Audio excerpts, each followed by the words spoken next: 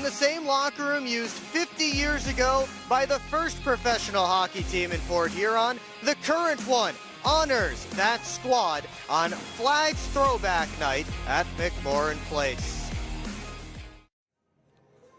Good evening, everybody. Will Wiggleman here with you on the ice at historic McMorran Place in beautiful downtown Port Huron. Thanks so much for joining us tonight. Well, it's for the second time in franchise history, the Port Huron Prowlers will honor the Port Huron Flags who came before them and played about 45 to 50 years ago here in this building, the first professional team at McMorran Place. And the Prowlers will be wearing throwback jerseys. We have Flags alumni in the house, including a few guys with their names and numbers on that wall behind me. It's a party like the 70s kind of night, and the Prowlers are hoping to get back in the win column. We'll have much more coming up for you on the pregame show next. You're watching Port Huron Prowlers and Flags hockey on the PHB Network. Is that him? Look over there. It's Bob. Wow, just look at that hair. Ever since he started getting his stuff from Global, the guy's unstoppable. So that's what confidence can do? That's just not fair. Oh my goodness, it's Bob! Bob! Bob! Give me the phone. I'm calling Global Pharmacy Plus for myself.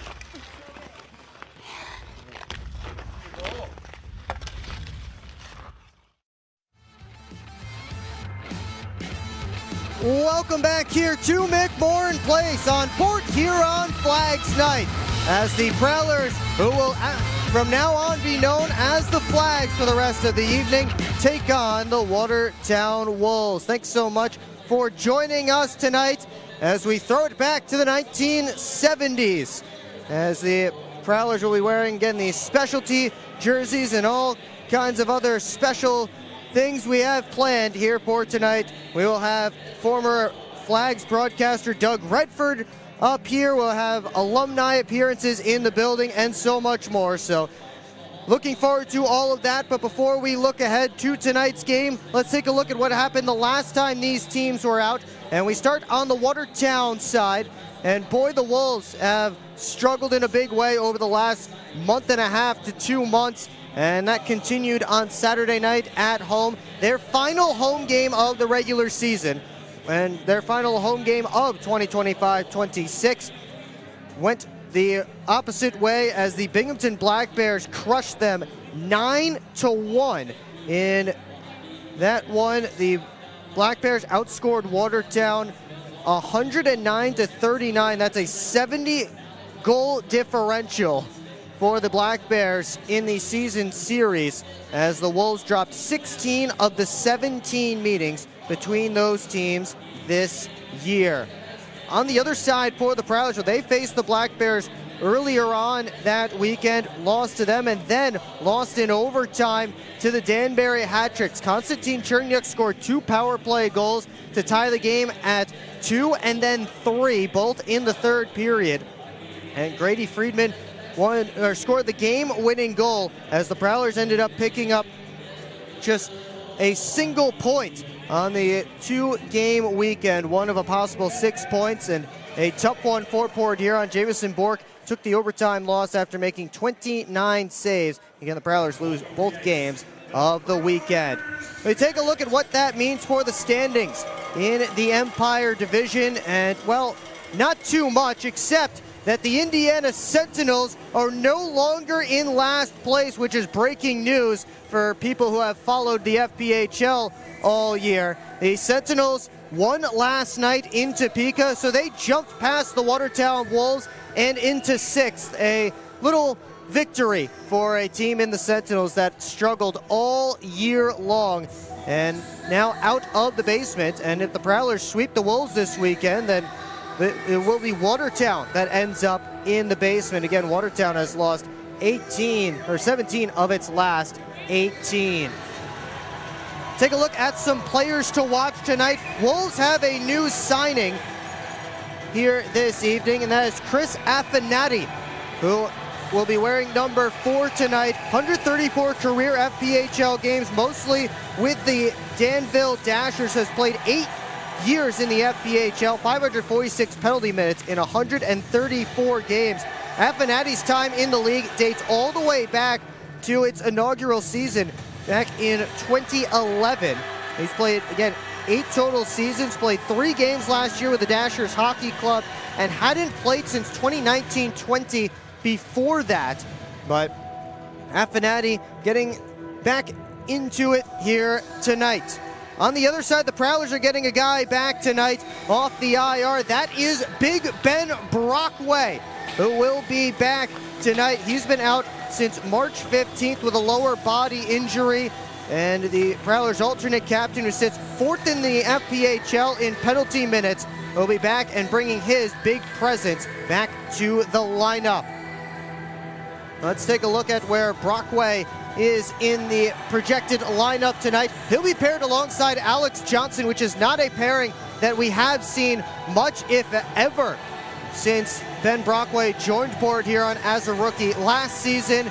John Larkin and Nick Favaro will be back together on the top D pairing, and then Tim Morgan and Bryant Parsons are the other defense pairing. Brett Lockhart is getting himself the night off as the Prowlers continue to rest guys. But Blake Anderson was placed on 15-day IR earlier today, and that was certainly expected after that hit he took in Binghamton last Friday night. As we look at what the lines look like right now, we have a few guys getting nights off, so Connor Bazal and Luke James able to draw back in. Austin Federley moves back to his natural forward position. He'll play alongside Matt Graham and R2 Hakela. Lucas Lockney is out for the 3rd straight game. Ryan Alexander will center Vinny DeCumbus and Bobby Price. Alexander is certainly a prime candidate to take Blake Anderson's spot on the line with DeCumbus and Price, as Alexander can certainly bring that same kind of speed that Anderson brought to that line and that they've worked so well together with. So we'll see if that is a line for Game 1 of the Commissioner's Cup playoffs. And then James will play alongside Grayson Dietrich and Jamie Bussell. That spot was occupied by the suspended Reggie Millette last weekend. And Tyson Skinner will be backing up for the Prowlers, his first time donning the Prowler jersey. But of course, the big news for Port Huron is that Reed Cooper is back in the Prowlers lineup, and he will be getting the start tonight. So that is huge for Port Huron, and we look forward to seeing Cooper back in. This will be his first start since March 13th in Binghamton. Take it down to ice level for the rest of tonight's pregame ceremonies. Make some noise for your Port Huron Prowlers!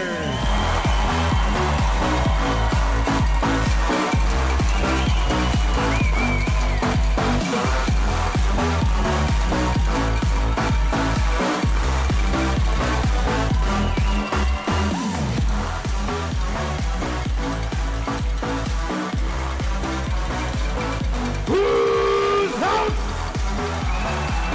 Whose house? Whose house? Somebody scream!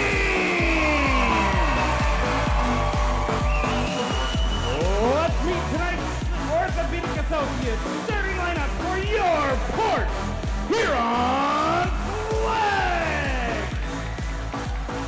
On defense, number 13, Ben Brockway.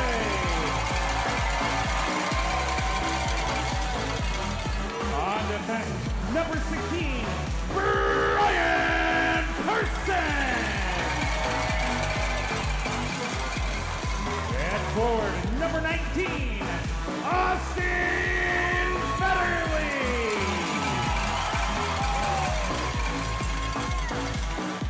And forward, number 51, Matt Graham.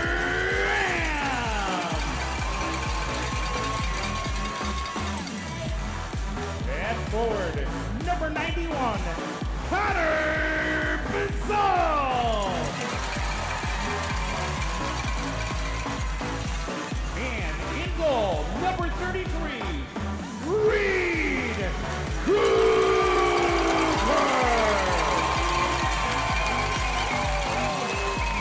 The head coach of the Flags is Matt Graham, associate head coach Chris Cullen, and assistant coach Alex Johnson. The athletic trainer Bridget Smith, presented by Port Huron Internal Medicine Associates. The equipment managers Brian Larson and Ken Falk. Ladies and gentlemen, please direct your attention to the Zamboni entrance for the presentation of tonight's colors. Presenting the colors is the Blue Water Area Composite Squadron.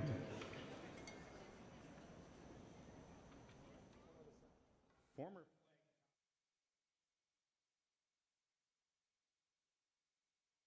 6 seasons in the IHL, including 3 with the Flags from 1964 to 1967. Clark played 181 games as a Flag and was part of the 1966 Turner Cup championship team. He continued to live in Port Huron until his passing, was a co-owner of Main Street Garage, and supported youth sports in the community. Please join us in a moment of silence to remember Tom Clark.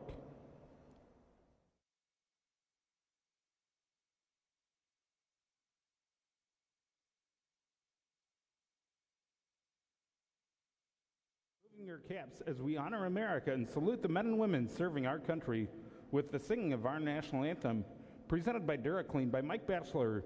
We remind all members of the armed forces and veterans who are present but not in uniform that you may render the military salute. Ladies and gentlemen, please give a warm welcome to Cheryl McCoy. Oh, say, can you see by the dawn's early light what so proudly we hailed at the twilight's last gleaming, whose broad stripes and bright stars through the perilous fight o'er the ramparts we watched were so gallantly streaming, and the rocket's red glare, the bombs bursting in air, gave proof through the night that our flag was still there. Oh, say does that star-spangled banner yet wave o'er the land of the free and the home of the brave? Oh.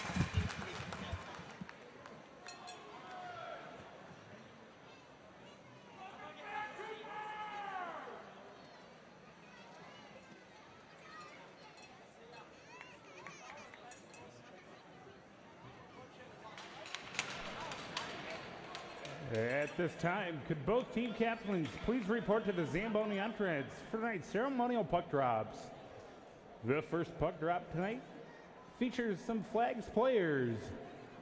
This defenseman played 245 games over 4 seasons from 1977 to 1981 and was named an IHL first-team All-Star in the 1978-79 season. His number 3 has been retired and hangs on the east wall. Please welcome Jim Bannatyne.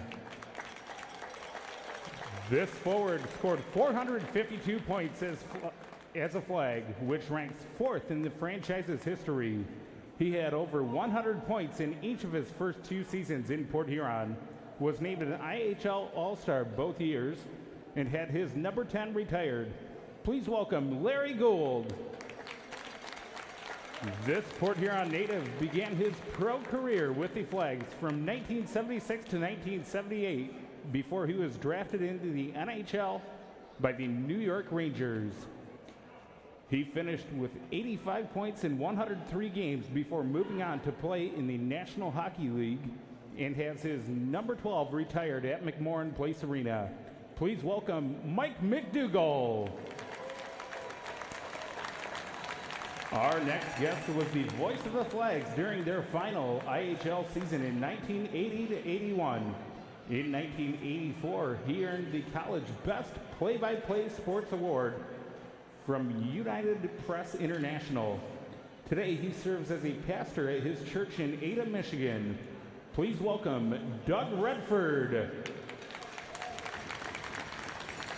And now, the second puck drop. The Welser family joins us tonight as they know firsthand the impact Ronald McDonald House Detroit has on the community.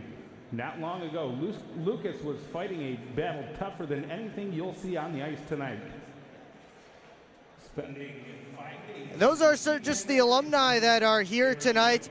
We're pleased to have Jim Bannatyne, Larry Gould, Mike McDougall, and Doug Redford here with us. Doug will join us for the second period on tonight's broadcast. Let's turn our attention to what's going down on the ice tonight as we take a look at our Orthopedic Associates starting lineup for the Prowlers.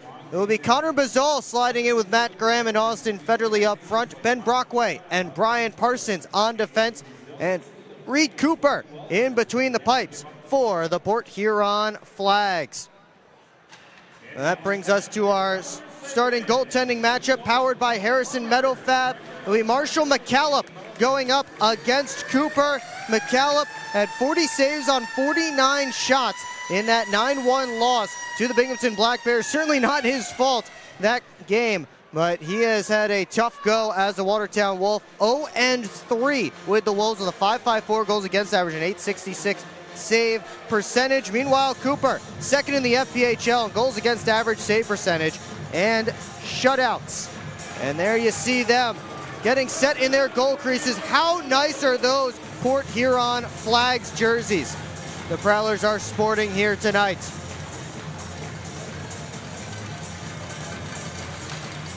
Puck is down, gloves are down as well. It's Connor Bazal and the rookie Braden Gedman.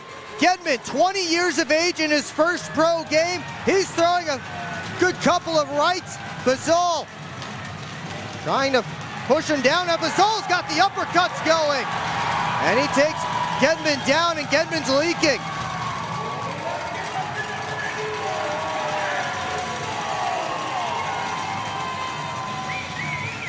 Pardon me, that's Bazal that's leaking and heading off to the locker room. And that's a heck of a way to start this game. It's Gedman getting his pro debut, signed out of the USPHL Premier. And now they'll have to clean some blood off the ice. We'll try and take another look at that fight as they get the crew out here. The two rookies go at it, and Gedman got a good first couple of punches. And then Bazal able to grab, and Bazal was already leaking at this point. He saw a couple of blood spots on the ice, and he came back with a few good left hands. There's Aiden Vision getting out there for the fight. How about that unique angle that we have here? Aiden getting right in there for that fight, and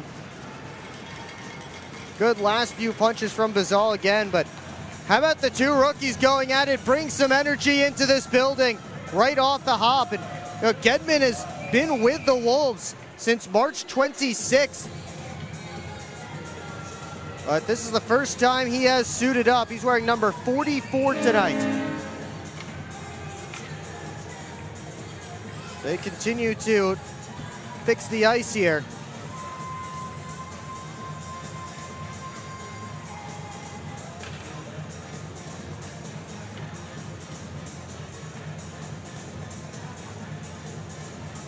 Crew working hard here at McMorran Place to get everything cleaned up. 2 seconds gone in this one.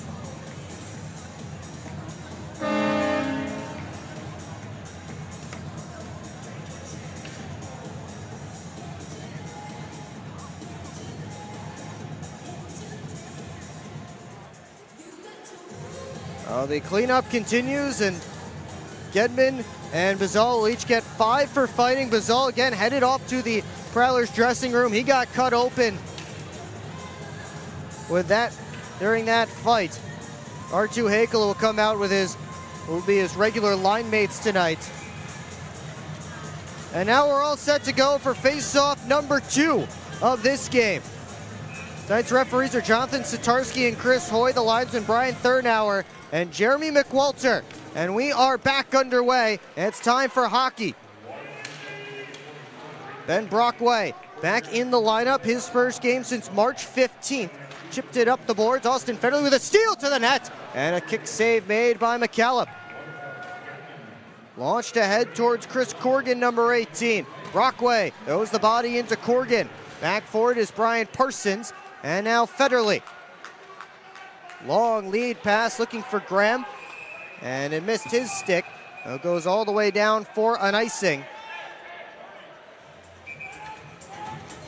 Prowlers will not be able to change here.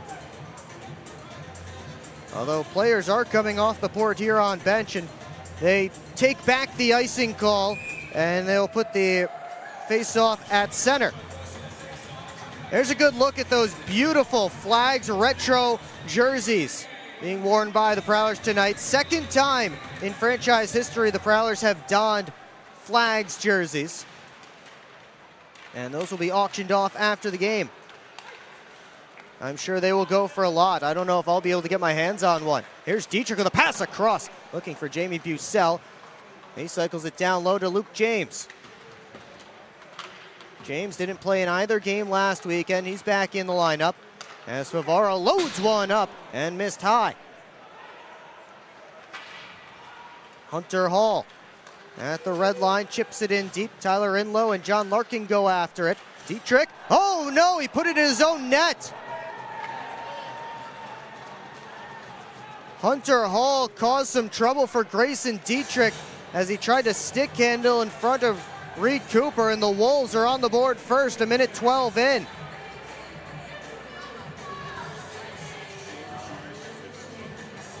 Oh man, Dietrich just trying to escape, and Hall caused enough pressure from behind, and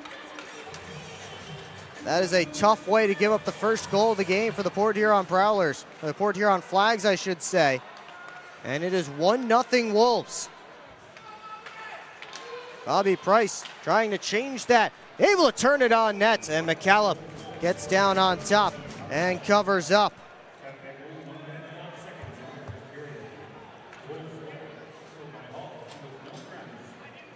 So they give the goal to Hall, his 11th of the year. And Watertown, who has had trouble scoring throughout this season, is off to a hot start tonight. Shot by Oregon, hit a Wolf on the way through. They try and stretch it on for Grant Mentis, batted back by Parsons. Oregon saucers it ahead to Austin Federley, the captain of the Flags. Parsons wheeling in the left wing side, couldn't center as it went off of Dustin Henning's skate. He pitchforks it out. Oregon hustling to it. Cooper leaves it for Oregon. Reverse for Parsons. And now back up to Tim Oregon. He couldn't get it out. Grant Mentis and Oregon go after it. They tie up. Kicked out of the scrum. Fadiev towards the front, comes all the way through, and Grant Mentis just sent it wide on the glove side of Reed Cooper.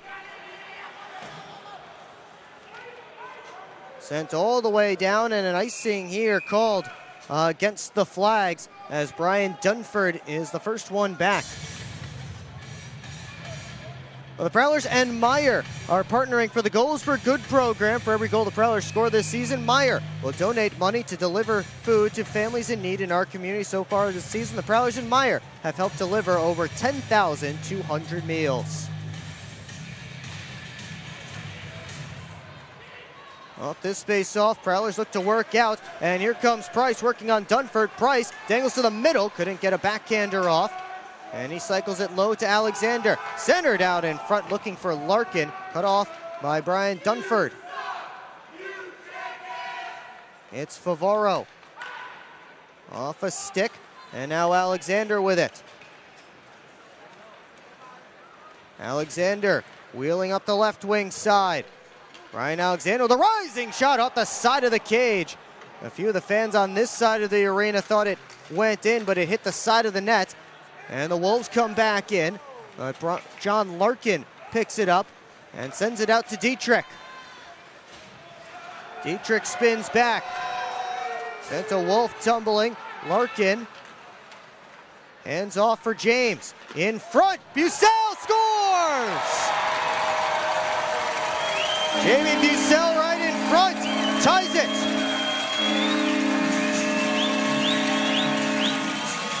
Less than 2 minutes later, the Flags are on the board. And it's James with a nice backdoor feed. McCallum made the stop at Bucell on the spot to put home his 10th goal of the season.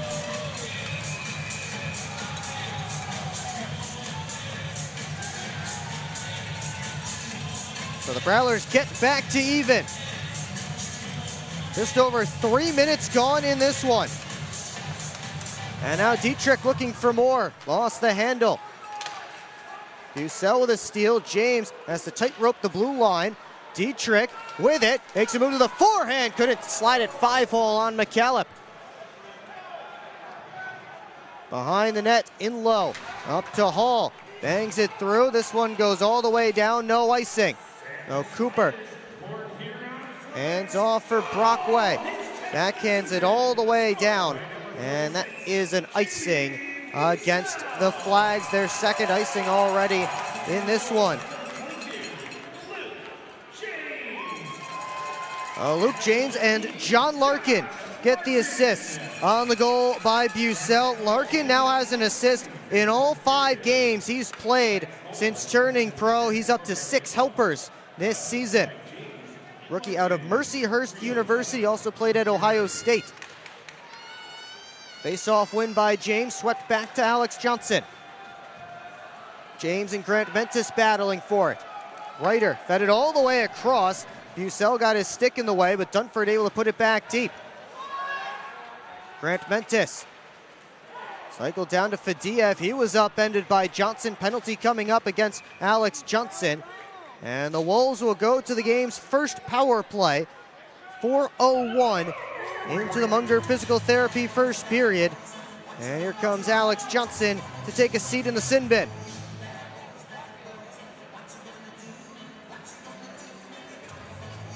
Didn't look like much, but enough to send Vladimir Fadiev to the ice.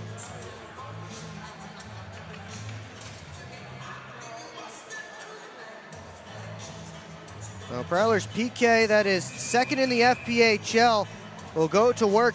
Went 7 for 9 last Saturday against the Danbury Hat-Tricks. Both of those goals came in the third period for the Hat-Tricks, and both of them were game-tying goals.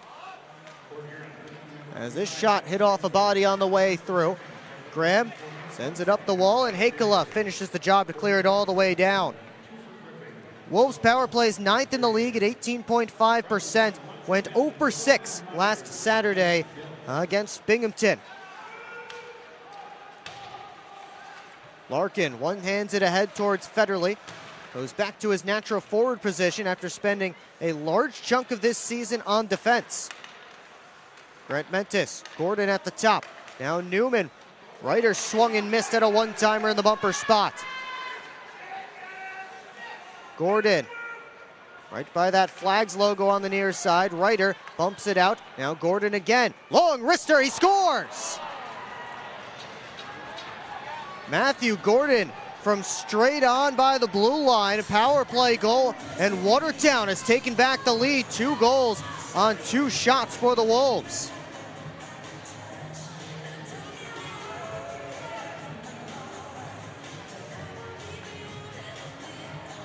Hunter Hall was in front, taking away Reed Cooper's eyes. And not a great start to the return for Cooper.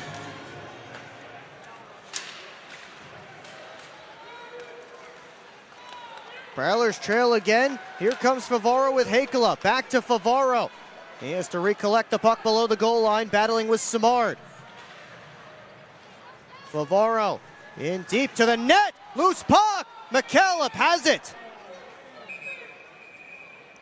As Hakala got a whack at the top of the blue paint. High scoring early, 5:15 in. It's 2-1 Wolves here on the PHP Network. This isn't working. LJ, pass me those flyers. No look behind the back pass. It's a whole play. I'll take. Come on. Gap up. Close the gap. Close the gap. What are we saying? This isn't working. We need a shift change. Let's bring in the professionals.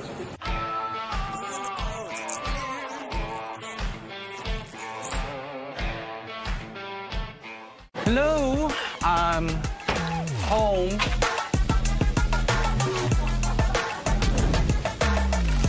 There he is. What is happening? Relax. We won. They brought back the snack wrap. Spicy or ranch? Spicy. Yeah, go. Yeah. Just one little bite. Can you stop? Oh, sorry. Gather your crew. Snack wrap is back.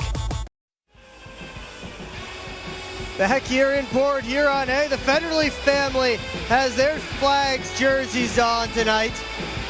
Plenty of fans out here in the stands sporting those Port Huron Flag sweaters, whether from Port Huron youth hockey or the teams of old.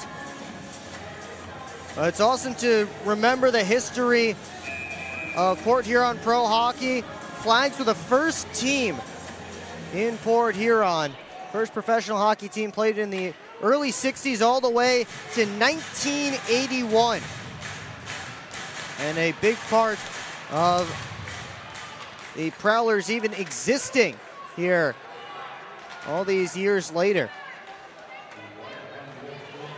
Hakala stepped up on his man. Puck moved up to the Prowler blue line. Larkin with a lead pass that's cut off by Henning. Hunter Hall back to Henning with a shot kicked out by Cooper. Graham looking to come the other direction, couldn't do it. Hall floats it across, and it's kicked out of the zone. Dunford puts it right back in deep. Cooper hands it off for Larkin. Larkin off to his left to Johnson. He peels back. Johnson up towards James, off his stick. In comes Dietrich, working on Varava, who pokes it off his tape. And the puck sent out of play. They say it hit the glass, so no penalty for delay of game. And now James and Varava are getting into it.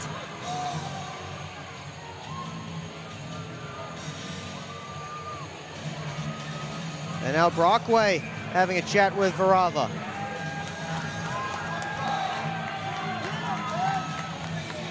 Brockway has to be kept away from Gleb Varava, and now they'll line up on their respective sides at center. Brockway, I believe, wants to go with Varava. He's lined up. We may have another fight here. And we do.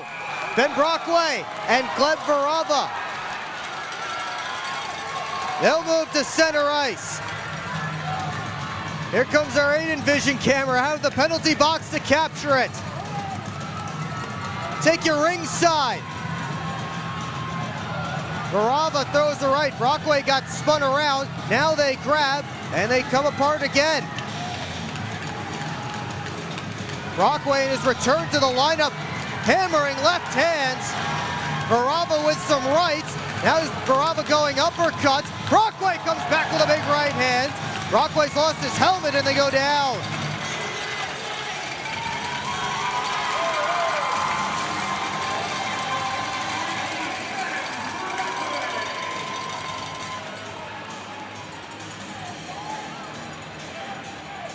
Already our second fight in this one, and Prowler's trainer Bridget Smith has to go straight from the tunnel to the penalty box.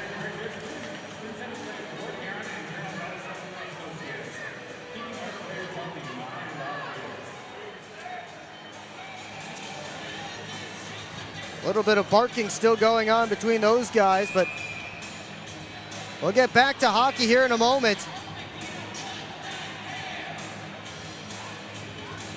Both guys landing some good punches. It was Varava with that flurry of uppercuts that got the better of Brockway at the end.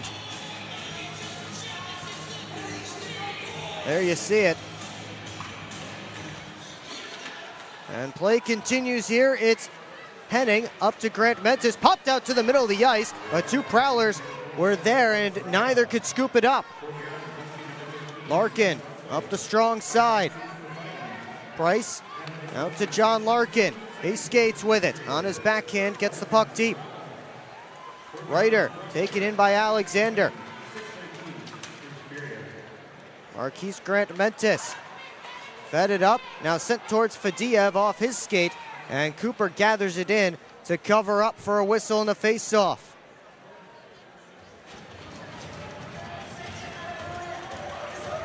Get an edge in your game with Top Cheese Stick Wax, the official wax of the Port Huron Prowlers. Use code Prowlers15 for 15% off at TopCheeseHockeyWax.com. Still lots of conversations in the penalty box between Gleb Varava on your left and Ben Brockway on your right. They have a full 5 minutes to chat in there. As right off this face-off, Prowlers can have a 3-on-2 if they hurry. Federley working with Heikkila, gets it there, kicked off Heikkala's skate, and then McCallum able to scoot back and make a save on Federley. Organ up to Federley. Tried to go left wing side to Heikkila. Gilbert cut it off. He gets it down deep. Organ goes in with Chris Affinati, number 4. Signed yesterday by the Wolves.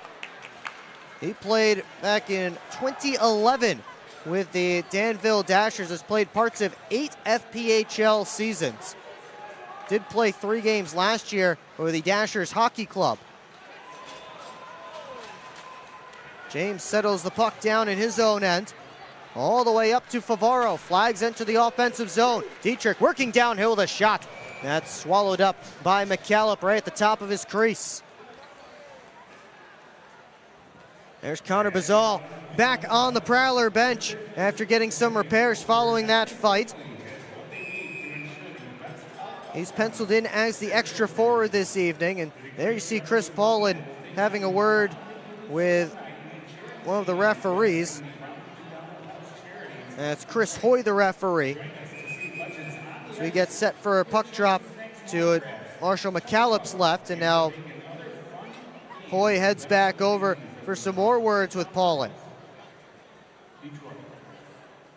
I guess it's just another opportunity to check out those awesome Flags jerseys as the Prowlers throw it back to the original IHL Port Huron Flags from back in the 1960s, 70s, and early 80s. Inlow and James on this face-off, and actually Inlow will be asked to leave, and Hall will take it instead. James tried to win it forward. Dunford wraps it around the wall towards Newman. Got through him. Favaro in front looking for James. Couldn't get a stick on it. Dunford. Cross-ice pass. Ends up on Favaro's tape. He gets it deep.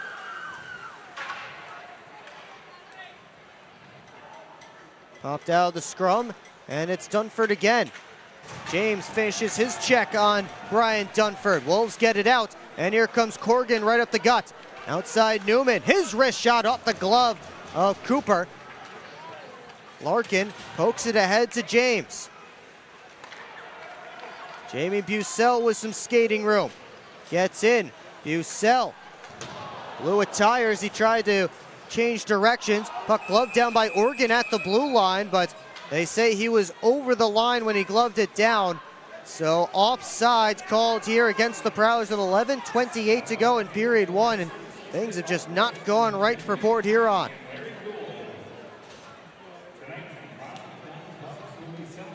There you see Oregon backing up, and they say it just did come over the line. Tough to tell from our camera angle. And Alexander slides it across to Parsons. Price over to Parsons. Stops up as he hits the blue line, wraps it down low for Bobby Price. Trying to escape Henning to Cumbus. Back for Price, cycles it deep, and Brad Reiter gets there ahead of Alexander.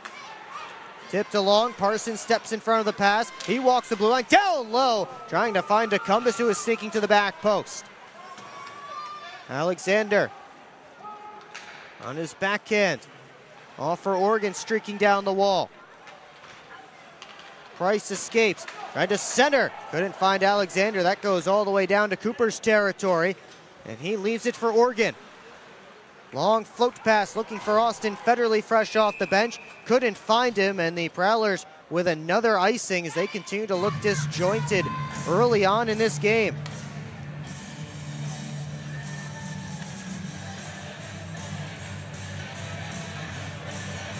Face off all the way down in Port Huron's end. Dustin Henning, the Wolves captain, has headed off the ice down the tunnel.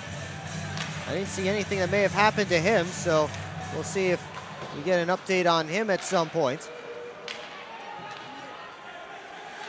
Gilbert and Parsons pops out in front towards Affinati. He couldn't get a shot like Gordon did, and Cooper able to glove it down and hang on for a whistle and a face-off.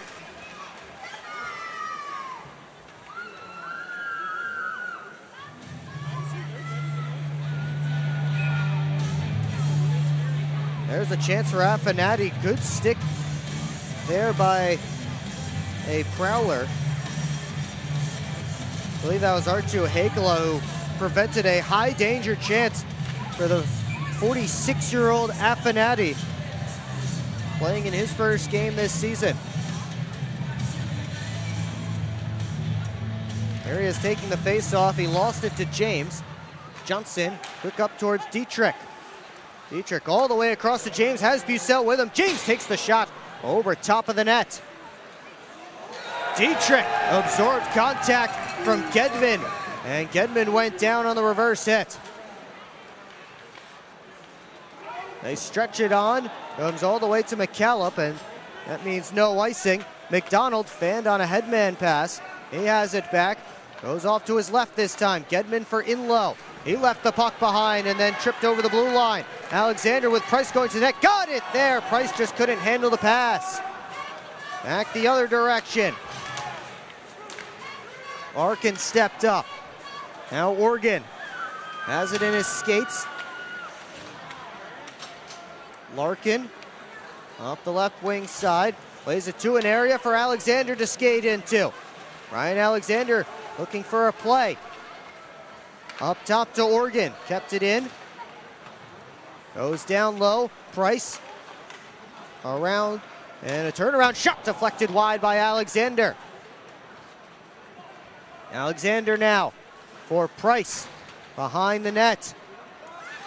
Price, the streaking Oregon, that went off a skate. Now a centering pass, also off a Wolves skate. As Watertown collapsing in the middle. Puck gloved down by Bizal, working it all alone, and shot off a stick and up out of play. Past the midway point of period number one, the Wolves maintaining a one-goal lead.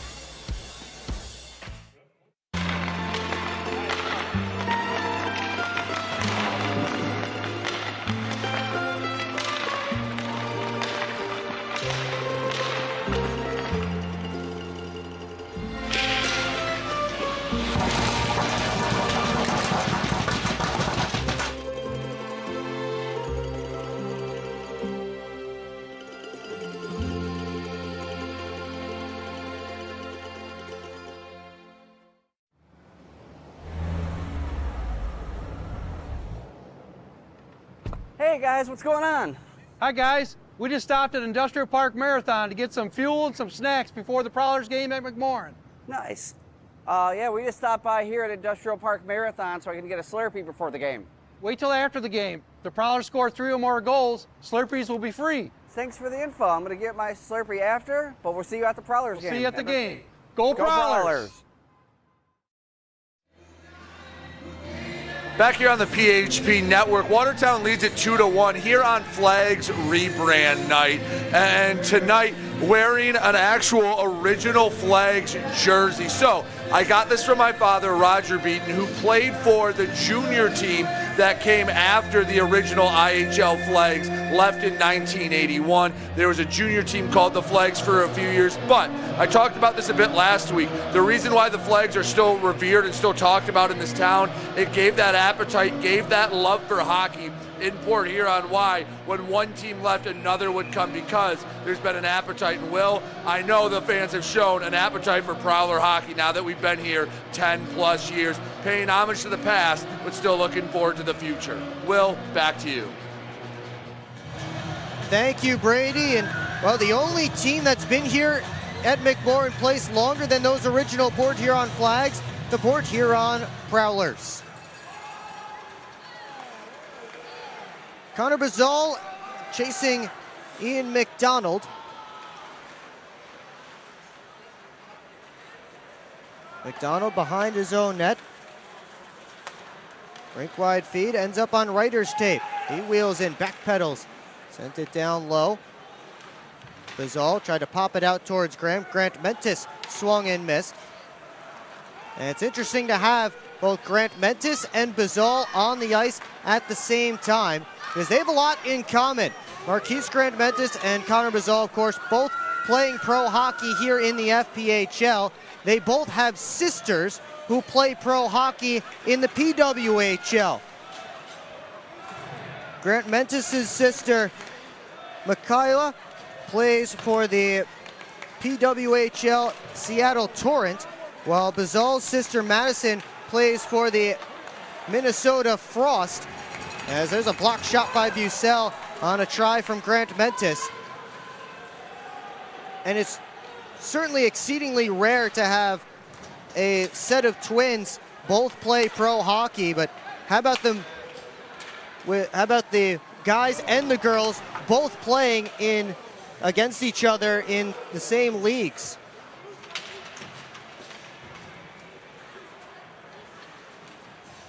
I've been waiting a while to bring that one up, as the last time the Wolves were here, we didn't see Grant Mentis and Bazal in the same game.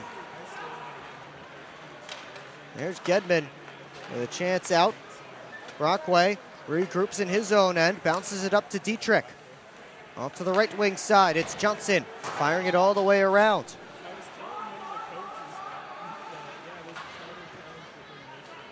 Henning behind his net to Samard. Lead pass tipped along by Affinati. Hall will beat Parsons to it and negate the icing. Parsons lost his stick. DeCumbis grabs the puck for the Flags. Parsons has his twig back and he gets back in the scrum. To his side in the near corner. Organ pops it out for Price, has Alexander moving with him, gives it to him. Ryan Alexander crosses the blue line, but he slowed up as he did, and that drew Price offside. Well, on Sunday, April the 12th at 2 p.m., the Detroit Red Wings and Toronto Maple Leafs alumni will clash in Hockey for the House to benefit the Ronald McDonald House Charities in Detroit. Get your tickets now at McMorran.com. Ronald McDonald House is our proud partner for tonight's game. And we will have Anthony Walker from the Ronald McDonald House with us during the first intermission. It's just a centering feed for Federley that goes off the side of the net. Moved up the boards. Larkin walks the blue line, back pedals with a shot at his own man Bazal right in front. And then McCallop had to make a save that looked like it was a shot by Inlow. Inlow being McCallop's teammate. Either way, puck deep in Prowler territory. Graham rifles it ahead to Federle. McCallop sweeps it to Ryder. Lead pass to Grant Mentis at the Prowler blue line, tipped in, grabbed by Bucell, the Prowler goal scorer. Bucell wheeling in. Tried to feed it all the way across. James reached out for it with his hand. Cycled down to Bucell. Gordon up the wall. Brockway lets it go, tipped and up out of play as Dietrich got his stick on it. Under 5 to go in period 1. Still 2-1 Watertown here on Flags Throwback Night. Yeah, I don't know about this one, fellas. Boys, we don't overcome adversity by backing down. But yeah, I don't know about this one. That's reassuring. We're so screwed. All right, boys, here's a game plan. LJ, you start with bananas. Wait, why do I have to do the bananas? Because you're the softest on the team. I don't want the bananas. This thing is gonna melt. We gotta hurry up. I won't do it. Okay, both of you. I will do the bananas and the whipped cream. Fets, please continue. Who's paying for this anyway? I am. I just bought my tickets for the Prowlers game this weekend, and the Milk House gave me 25% off my order. Fets, why'd you buy the tickets? You're literally on the team. For the discount. So are you all ready to give it a try? Oh, we're ready. It's true. Get 25% off your entire order at the Milk House, October through April. Simply show your ticket stubs at checkout and enjoy your discounted treat. Keep up with your Prowlers all season long on social media. Follow us on Facebook at the Port Huron Prowlers, Instagram at PH Prowlers, and Twitter at PH Prowlers. And you can find more information on our website, phprowlers.com. Tonight's Chippewa Laundromat washed up player of the game is Marquise Grant Mentis. Chippewa Laundromat, Port Huron's only multi-generational laundromat. We talked about Grant Mentis earlier, with his twin sister Michaela playing in the PWHL for the Seattle Torrent. And I only know of one other boy-girl twin set that both play pro hockey. That would be the Samaskeviches. But of course, Mackie Samaskevich plays in the NHL. And the shot by Dietrich goes over top of the cage. So again, that makes it that much more rare that I can only think of 3 currently, and maybe somebody in the comment section can think of another. But you have those 3 women in the PWHL, and then the 2 guys here on the ice tonight, Bazal and Grant Mentis, and then Samaskevich in the NHL. And again, I don't know if any other twin sets who might both be playing pro hockey, at least one on the men's side, one on the women's side. Luke James back behind his net. Slid it to Alex Johnson. Back towards James, has some skating room. He walks in with a shot blocked by Gordon. Comes around for Bucell. Cycle back deep. James behind the net, looking for an option. James in front, right to the blue paint. And McCallop has it covered up with Bucell right on top of him. And Bucell not inclined to move too soon. And now he's up. And he'll get back to his spot. Under 4 to go in period 1. In case you missed it, the scoring was all early. We had a couple of fights as well, but Hunter Hall got credit for a goal that Grayson Dietrich put in his own net. Matthew Gordon scored a power play goal for the Wolves as well. Jamie Bucell scored the goal for the Flags in between those 2. Here's Price with a shot. What a save by McCallop as he stretched back to make the save after Favaro's shot was blocked and completely changed direction. McCallop went from right to left, back to his right to make that stop.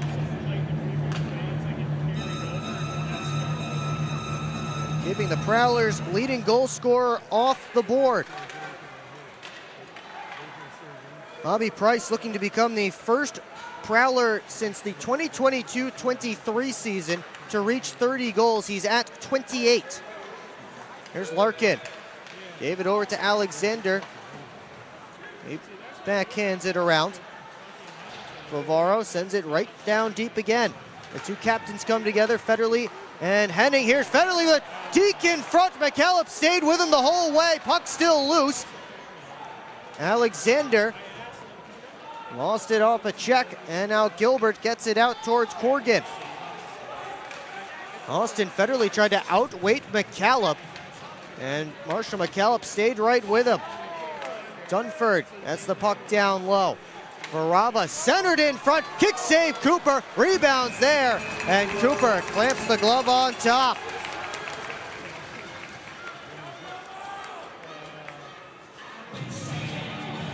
Take another look at that chance for Federley. And he just kind of lost the handle a little bit as he tried to dangle around. And then an adventure in the Prowlers' end. Cooper had to kick out that right pad and finally able to jump on top of the puck. Reed Cooper has settled into the game a little bit here. Made some good saves after the first two. Obviously the first one came off his own teammate's stick as Bazal bounces it out to Graham. Has Hakela with him. Graham cuts to the middle. His shot blocked by Dunford. Graham in front for Bazal. Backhands it down low. Back the other way comes Hall. Slipped all the way through. Oregon off the wall. Dunford ahead to Hall. He gets it deep. Wolves making a change here as Fadiev's line comes on. Gordon, fresh off the bench, tried to intercept that pass. Comes in on McCallop, and he covers up for a whistle and a face-off.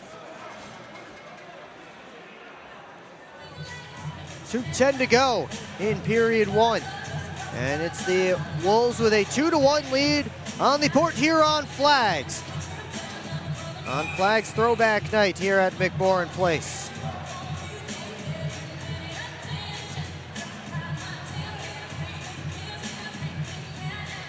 Off the draw, Judson shot off a stick, and it rides up out of play.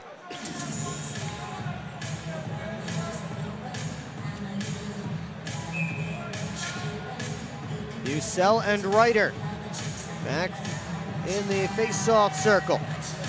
Bussell won it back. Dietrich tried a stick handle, had it poked off his twig, and Grant Mentis couldn't bring in the lead pass. Grant Mentis and Brockway go in hard to the back wall. Johnson couldn't slide it ahead. Ryder takes it from Johnson, has a man in front, trying to spin it for Fadiev. Played off the side of the cage, Fadiev back around this side, couldn't wrap it. Grant Mentis, now Ryder. He's taken in hard by Brockway. Up high, Gordon. Wrist shot towards the net, hit a skate, and landed in the near corner. Grant Mentis now, off a turnover, poked away from him. James chips it around Gordon and gets back to it, has Dietrich with him. James with a shot, kicked out by McCallop. Dietrich gets to it first.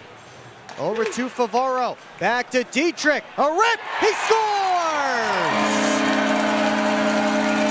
Grayson Dietrich with his 6th goal against the Wolves this season has tied it back up at 2.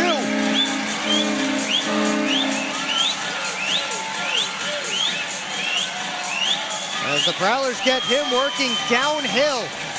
Good exchange up top with Favaro. Dietrich with all kinds of space to let that one rip.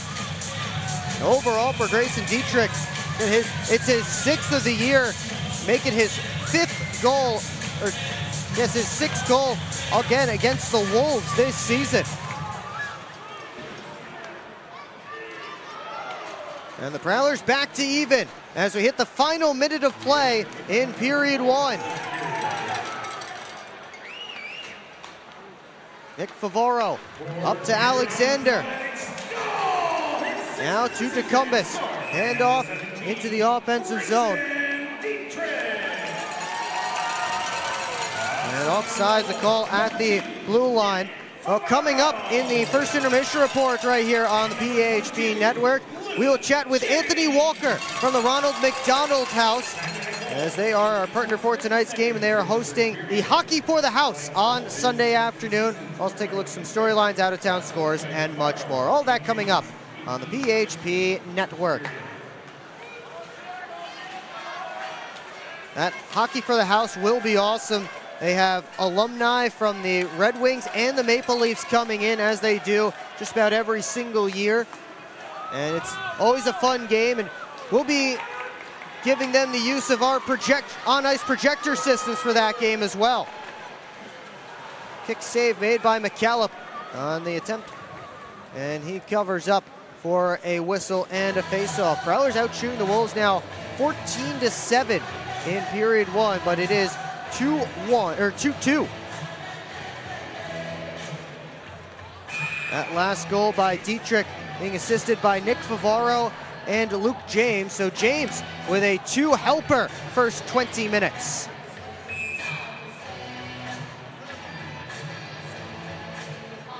Grant Mentis and Bucell on this face-off, tied up and grabbed by Dunford. Varava off the reverse, swung it up towards Dunford. Lands down in Prowler territory with 5. Johnson spins away from Grant Mentis, and he pins it.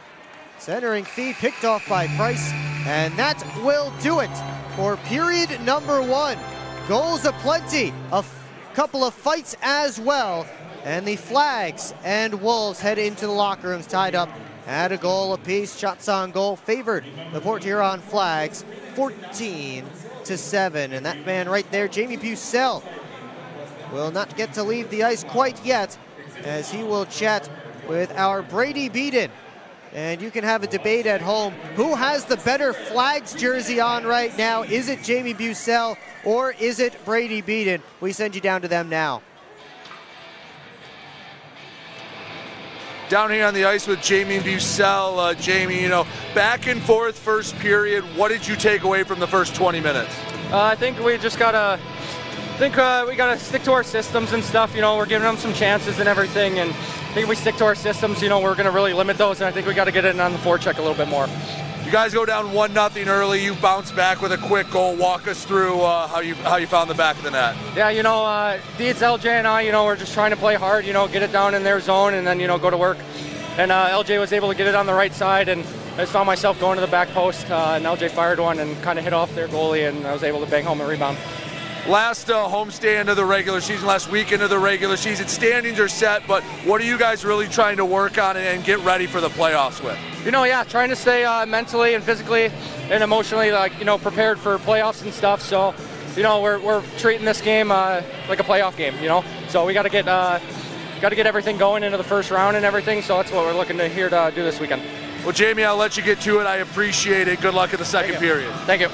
Will, back up to you.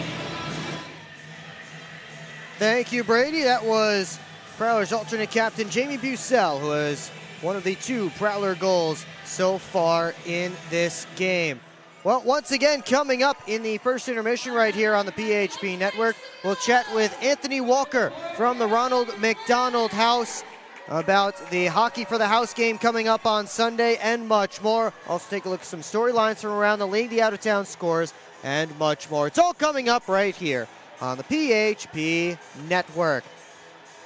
Hey fans, playoff tickets are available now, and you can get your tickets for Game 2 and the potential Game number 3 right now at phprowlers.com/playoffs. Be there to witness the run towards the Commissioner's Cup in 2026. Prowlers playoffs are presented by Proper 12 Irish Whiskey. If you do buy tickets for game number 3 and it is not played, that will be rolled over you can either roll it over to season tickets for next season or for tickets in round number 2 if the Prowlers are there. So don't worry, you will be covered if the game number 3 isn't played. Be sure to get your tickets now, phprowlers.com/playoffs. 2-2 our score through 20 minutes of play. We'll be right back here on the PHP Network.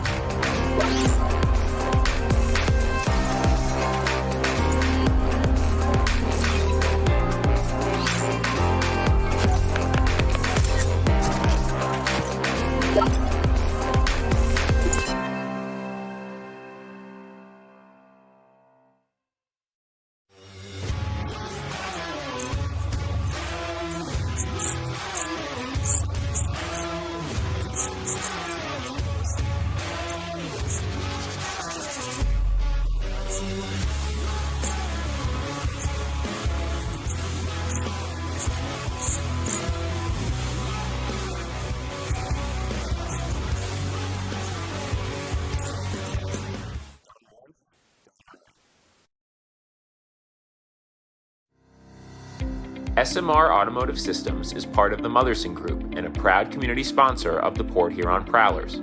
We are one of the largest manufacturers of rearview mirrors for passenger vehicles in the world, with local plants in Port Huron and Marysville. We strive to support our local communities and have positions available for various abilities and experience. Find out more about who we are at smr-automotive.com.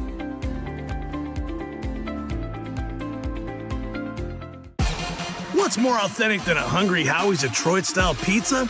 Nothing. We're not playing around with the pizza of our birthplace. Thick crust, cheese to the edge, sauce on the top.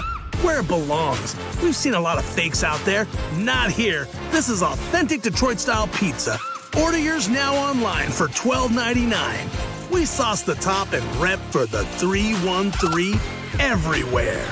We do bold. Hungry Howie's.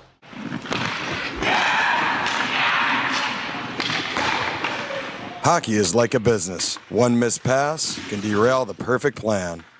Have Taft Consulting help you get your whole team on the same page. They have the expertise to help you follow through on all your goals. Find out how they can help you today by emailing taftconsulting@outlook.com. Hey, Spike, my hip meds are costing a fortune. My humans are stressed, and they're pretending it's fine. You're not alone, Max. My humans are cutting back on my flea and tick meds. Ugh, tell me about it. My thyroid pills were draining the kibble fund until we found Global Pharmacy Plus. Online stores? Are they actually cheaper? Way cheaper. They save my humans 40% or more compared to those other big online sites. My humans can finally afford on premium treats again! Congratulations on your engagement again, man. You know, you should get some life insurance. I never really thought about that. How would I do that? We can help you with that at Zach Egan State Farm. Congratulations on getting married, man. Have you gotten a house? We just got one, actually, yeah. Well, if you want, we can help you out with life insurance at Zach Egan State Farm to cover your mortgage. Is Olin a year old now? He is. Wow. Have you guys got life insurance set up on him yet? I haven't even thought about it yet. Oh. How would I go about that? Well, we can help you with that at Zach Egan State Farm. High five? Yeah, hon, we should have gotten life insurance years ago. Hey, Ken. We've actually got a policy for people your age at Zach Egan State Farm. Give us a call. Explore the 140 miles of stunning shoreline along Lake Huron. That is Michigan's Thumb Coast. Discover charming coastal towns, serene beaches, and endless outdoor adventures. Stay at cozy hotels, paddle through pristine blue waters, and hit the fairways along breathtaking views. Plan your perfect getaway at bluewater.org. Back here at McMorran Place, first intermission. Prowlers and the Wolves tied up at 2 goals apiece. And I am up here in the broadcast booth alongside Anthony Walker from the Ronald McDonald House. Anthony, welcome up here, and thanks so much for joining us. Yeah, thanks for having me. It's actually a special game being Flags retro night here. I grew up playing in the Minor Hockey Association myself, so it's really cool to see this happen tonight. And you told me that one of the Flags alumni that's here used to ref your games? Yeah, Mike McDougall, you know, as a kid I remember him reffing and even into the men's rec leagues, you know, so it's really cool to see him out here tonight. Yeah, it's awesome to have those guys out here, but we also have you guys out here spreading the word about the Ronald McDonald House of Detroit. Can you just tell us a little bit more about you guys and the services that you provide? Yeah, so at Ronald McDonald House Detroit, we support the families that have ill or injured children at Metro Detroit area hospitals. We provide a place to stay. They all have their own bedroom. We have 26 rooms in the house. There's a kitchen, there's a kids room, teen room, media room, really anything the parents need, and we even have a shuttle service that can get the families to and from the hospital. And it's at no charge to the families at all, and it's really important, even especially for the county of St. Clair County. You know, it's tough for families to have to drive an hour each way every day to see their child when they're going through a struggle. So how do people actually get into the house if they have a child down there in a Metro Detroit area hospital? Yeah, so whether it's Royal Oak Cornwall or Henry Ford St. John or Children's Hospital, you would get in touch with a social worker, which you can get help from with a nurse as well. And the social worker would give a referral, and it goes right through our system, and then you just come to the house and check in. Now, can you tell me, how long have you been with the Ronald McDonald House, and kind of what's your role in the whole organization? So I've been here about almost 3 years now, and I'm the director of operations, so I kind of oversee everything in the day-to-day process of the house and the family rooms as well. We have 2 family rooms, one now in Hutzel Women's Hospital and one in Children's Hospital, which is kind of, it's a little different from the house. It gives the families a place to stay for the time being while they're at the hospital. So, you know, if they didn't want to come to the house while they're visiting their child and they didn't want to come back till later, it gives them another place to go rest, have some snacks and refreshments as well.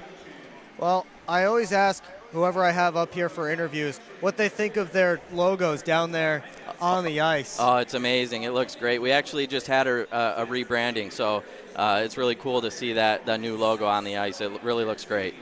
Well, you guys are hosting the Hockey for the House. We'll be using these great projectors for you guys on Sunday. So tell us what fans can expect from the Hockey for the House.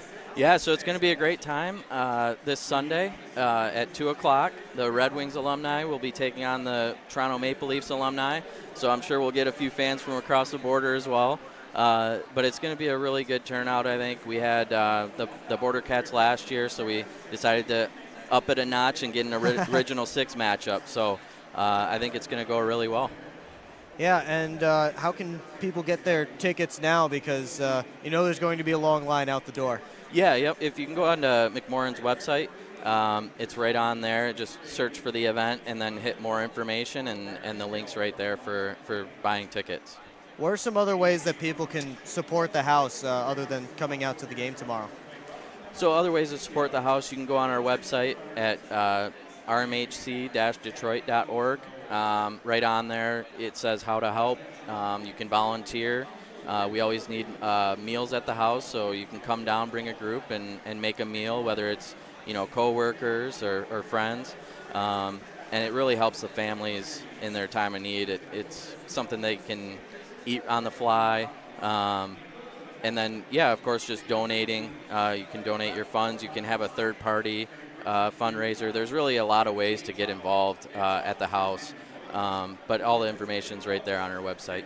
I know you guys have been going around getting the 50-50. I hear you're going for a record 50-50 tonight because you got a lot of energy down there. Yeah, we're really trying. We got a lot of volunteers to come out tonight. Again, that's another way to help out. Volunteering, not just make a meal, but around the house if we need help or at events. We have a golf outing coming up in June in Washington Township, so at the Orchards. So we could use volunteers for that as well. But yeah, we're trying to do pretty well here with the 50-50. I think we're doing pretty well so far. So we'll see. Well, Anthony, thank you so much for joining me. Maybe just give everyone one last place where they can go and find out more information. Yeah, if you want to go to rmhc-detroit.org, that's where you can find all of our to volunteer, to donate, to our events even. Our events are all on the website as well. So if you did want to link to the game on Sunday, or you wanted to attend the golf outing in June, or some of our other events or upcoming events, it would all be on that website as well. Well, Anthony, thanks so much for joining me, and good luck with the rest of the night. And we'll see you on Sunday. Yep, thanks, Will. Prowlers and Wolves, or the Flags and the Wolves, tied up at 2 goals apiece. We'll be right back here on the PHP Network. Welcome to the new era of Prowlers hockey. New owner, new store, new horn, fire, projectors on the ice. Yeah, this isn't your dad's McMorran experience. This is Prowlers hockey. Get your tickets for the show now at phprowlers.com/tickets. Keep up with your Prowlers all season long on social media. Follow us on Facebook at the Port Huron Prowlers, Instagram at PH Prowlers, and Twitter at PH Prowlers. And you can find more information on our website, phprowlers.com. On Prowlers Hockey, presented by Prowlers. shot.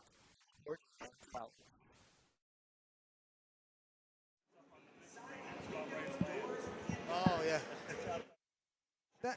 Back here at McMorran Place, the Wolves and the Flags tied up at 2 apiece. As we get set to wrap up the first intermission report here on the PHP Network.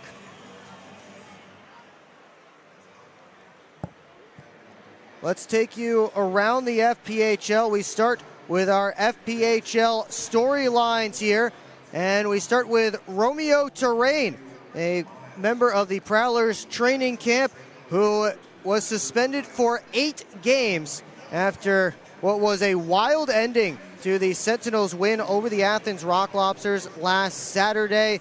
Athens, Malik Johnson and Philip Virgili got 2 games apiece, but Terrain, the big 8-gamer there, as he tossed a helmet over the glass into the stands, and he also made some lewd gestures towards the fans, so that all results again in a massive 8-game suspension for the Sentinels defenseman. That effectively ends his season, 12 points in 50 games for him. Meanwhile, the Rock Lobsters will be without Malik Johnson and Philip Virgili in an important weekend here against the Monroe Moccasins.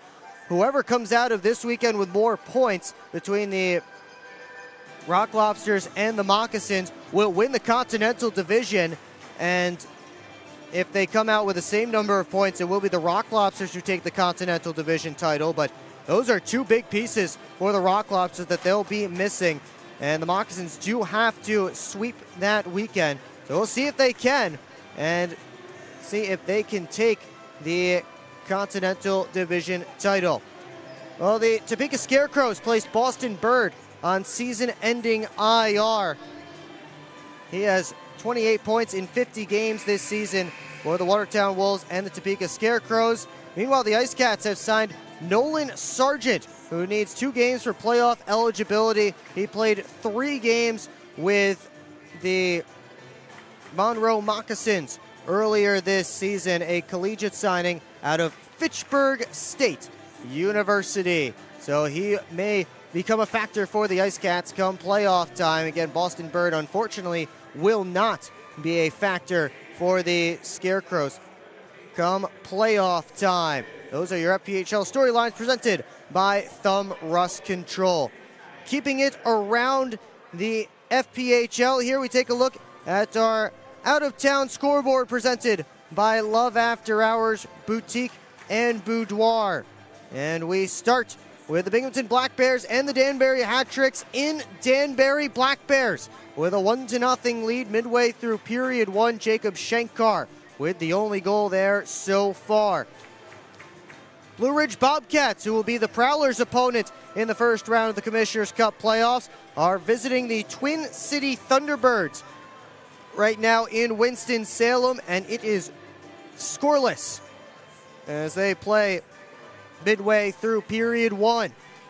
Columbus River Dragons have a 2-1 lead on the PD Ice Cats right now in period 1 in Columbus. Kyle Moore and Ryan Hunter have the goals for the Dragons. Nolan Sargent with the goal for the Ice Cats. Finally, they have just dropped the puck a few minutes ago in Topeka. Scarecrows and Sentinels playing the middle game of a 3-game set to wrap up the regular season. The Sentinels took game 1, and it's still scoreless here in game 2 of the weekend. Again, just about 6.5, 7 minutes into period number 1. Of course, here it's 2-2 between the Wolves and the Flags. The out-of-town scoreboard is presented by Love After Hours Boutique and Boudoir. Use code PROWLERS for 15% off at Love After Hours. Turn our attention back to tonight's game as teams will be set to hit the ice in just a few moments. And we look at our Gunther Graphics game stats from this first 20 minutes. Wolves 1 for 1 on the power play so far. And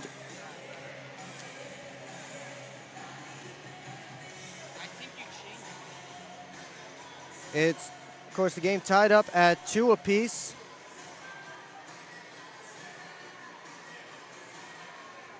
And the Prowlers up on shots 14-7 right now.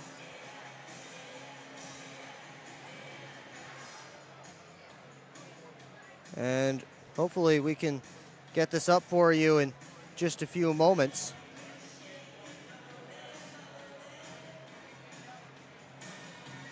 But again, the Prowlers doubling up the Wolves on shots 14-7 that opening period. Watertown converted on the period's only power play. And again, it is 2-2 between Watertown and Port Huron. We'll take a timeout and regroup before the second period right here on the PHP Network. Welcome to the new era of Prowlers hockey. New owner, new store, new horn, fire, projectors on the ice. Yeah, this isn't your dad's McMorrin experience. This is Prowlers hockey. Get your tickets for the show now at phprowlers.com/tickets. Keep up with your Prowlers all season long on social media. Follow us on Facebook at the Port Huron Prowlers, Instagram at PH Prowlers, and Twitter at PH Prowlers. And you can find more information on our website, phprowlers.com. On Prowlers hockey.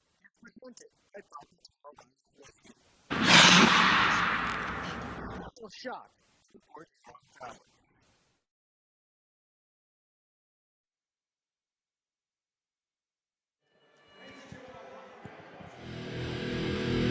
Teams hitting the ice back here at McMorrin Place as we are getting set for period number 2 between the Port Huron Flags and the Watertown Wolves.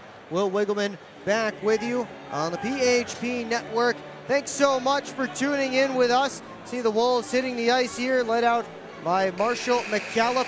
He has made 12 saves on 14 Port Huron shots. In just a moment, we will see the Port Huron Flags, who are called the Flags for the night, hit the ice, led out by Reed Cooper, who has stopped 5 of 7 Watertown shots so far in this one.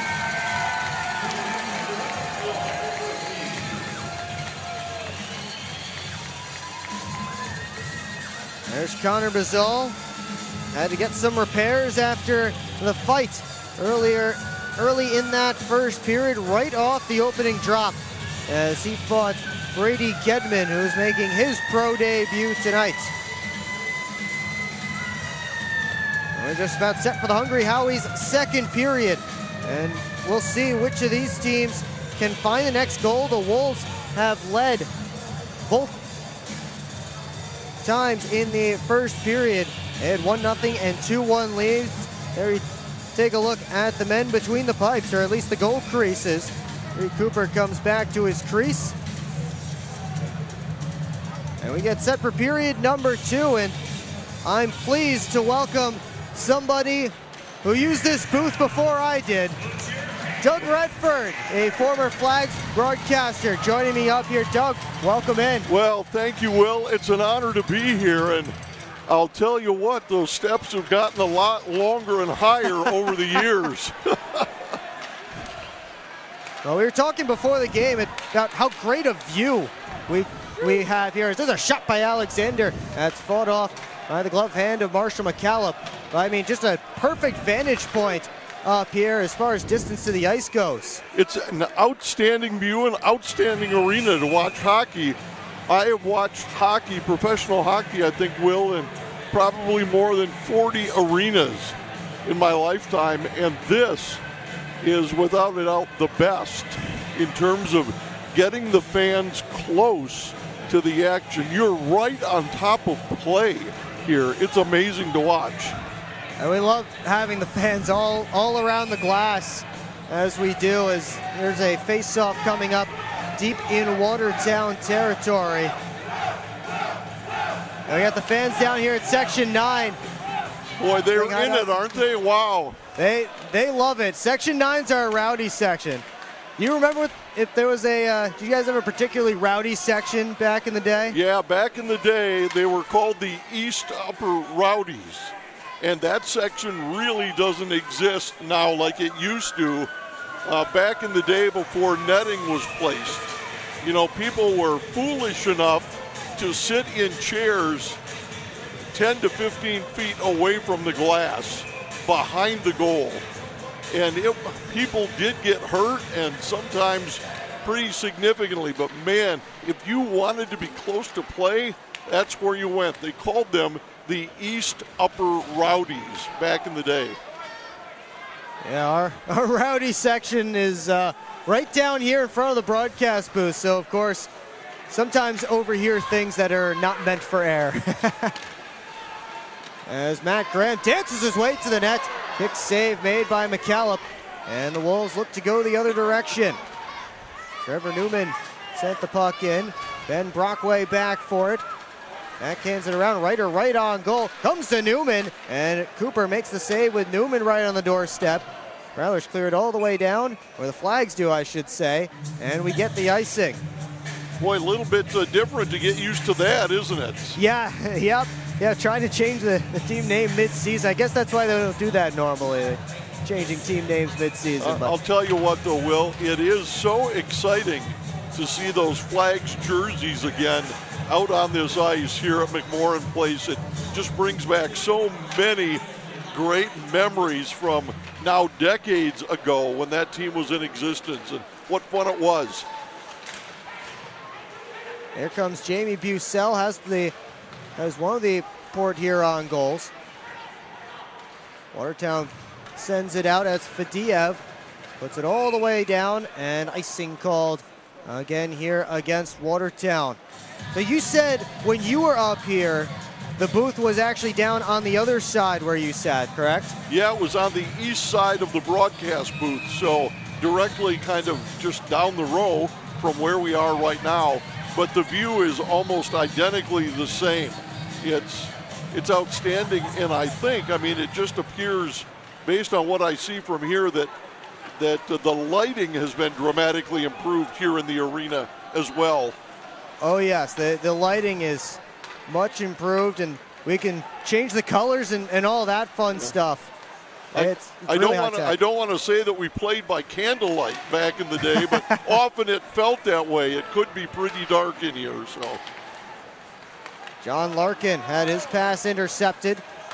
Comes back to get the puck himself. Made to Cumbus, had his stick lifted by Grant Mentis, and Johnson rescues the puck. Larkin just able to toss it out ahead towards Dietrich. Varava over to the near side to Henning. Right up the boards. Prowlers in the midst of a change. To Cumbus, off to Brockway. Up to Alexander. Tried to touch to Price, who has it now. Alexander sweeps it down and around. Varava and Price come together. Alexander trying to get back to it. Instead, it's Gurman all the way up. And deep into Port Huron territory, flagged down by Favaro. Alexander for Brockway. And now Favaro. Up to Vinny DeCumbis.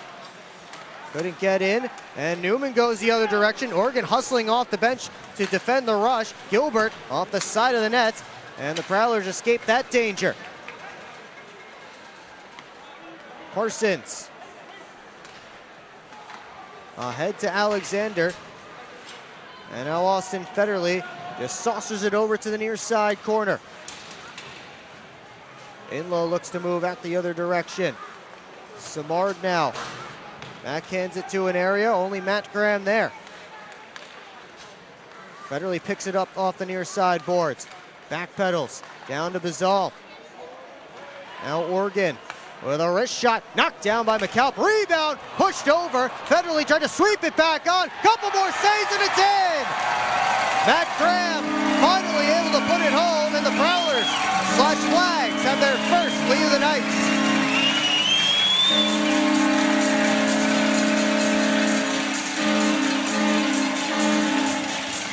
Third time's the charm, right?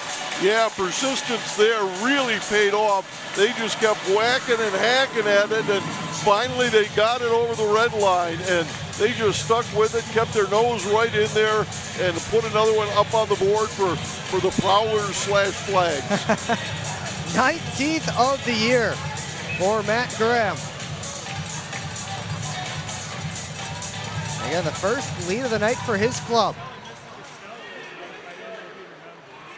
Now, Matt Graham is the last player head coach in professional hockey that I know of. Here's a centering feed that McCallum's able to block her away.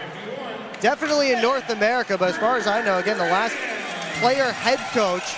Did you guys have any of those, at least in the league back in the day? No, there were none in the league even back in the day. The jobs were just too complicated to do, and I think most players were more than happy to hand that off to a coach. Here's a look at the overhead back at that Matt Graham goal. See McCallum with the first save, and then got a lot of that Graham chance, but just not enough as it dropped behind him.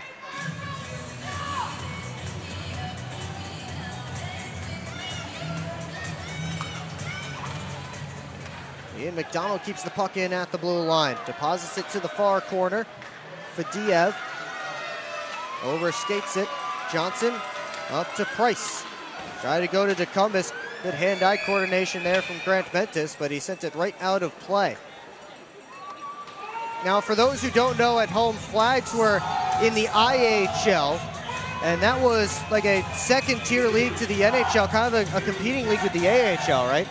Oh, well, way back in the day, the IHL was a third-tier league. When I was in the league, of course, the NHL, and then the next step down was the the American Hockey League and the Central Hockey League were the two leagues that players from Port Huron would graduate to.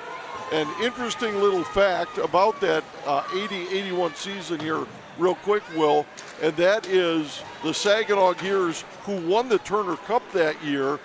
The team that they sent players to was Houston, and Houston in the Central League folded that year. And so they sent a lot of really good NHL quality players to Saginaw to play for the Gears. And quite honestly, the Flags just could not keep up with that level of competition. Crazy the kinds of things that you think used to happen.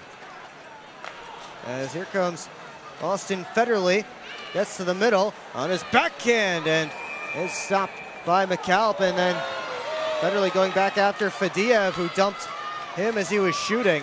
Austin Federley used to wear that flag crest on his chest when he was growing up playing youth hockey here in Port Huron, and a lot of those youth hockey teams are still called the Flags.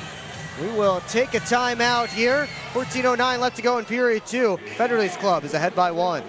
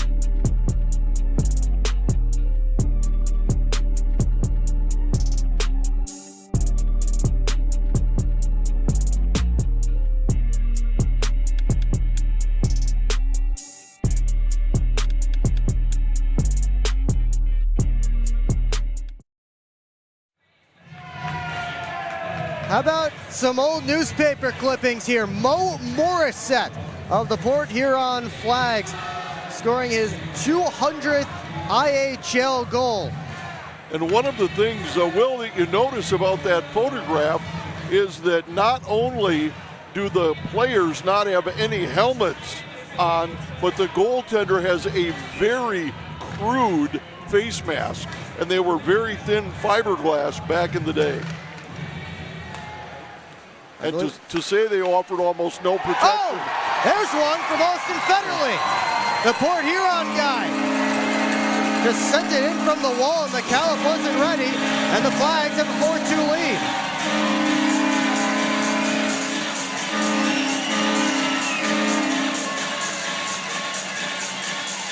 Well, I think he just caught him by surprise.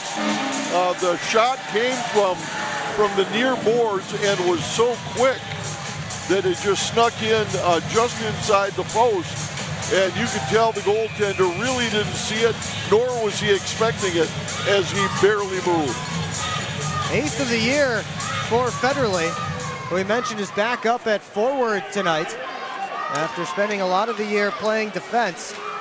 But back to Bo Morissette. I believe that clipping said that he was wearing number 8. Of course, that number 8 is up here on the east wall, retired for Bill Watt. Yeah, Billy Watt, back in the day, a great Port Huron flag. And I look at those numbers up on the wall, and let's see here. I think I remember watching all of them play except for Lloyd Maxfield, number 7, was a little bit before my time. I may have seen him play, but if I would have, I would have been in elementary school and never would have remembered it. Well, you told me an interesting story earlier about how, before you were the broadcaster for the Flags, you used to come in here and watch games all the time when you were growing up. I did when I was in high school, and I finally got a car. I would come in on Sunday evenings, and I would get here after the game would have started, and the ticket office back in the day would let me in. They'd just give me a random ticket for $2, and I would come in and watch 2 periods of hockey standing in the northeast corner at ice level with a bunch of guys that were there every single game. And an old Port Huronite by the name of Jim Lang was there every game. And just an interesting story about Jim, long-time involvement in area softball back in the day.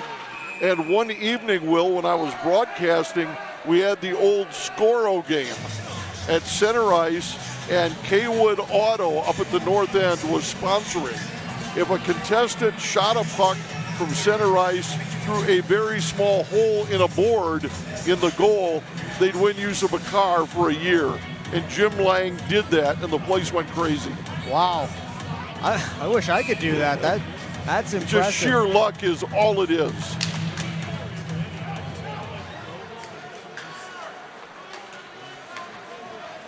Now, I met somebody this week by the name of Don Curtis. Oh, yes, Don. What really, I think, the IHL's preeminent historian, and his home is a shrine to the International Hockey League and minor hockey. And if you want to know really anything about the International League, Don Curtis is the man. Yeah, I was learning a lot, and he was just here for one practice, and I learned so much about the IHL and the Flags, and he said he has thousands of pieces of memorabilia. Oh, conservatively thousands. One of my best pieces of memorabilia is the Port Huron Flags jersey that was worn by goaltender Gordy Laxton in that final season of the Flags franchise in 80-81. I traded him some stuff and gave him a little bit of cash, and he was willing to part with that jersey, and it hangs proudly in my collection over in Grand Rapids. And if I could find Gordy, I would give it to him because it rightfully belongs to him. He was the one that wore it and played well. There's a big glove save from Reed Cooper. And a little more nastiness.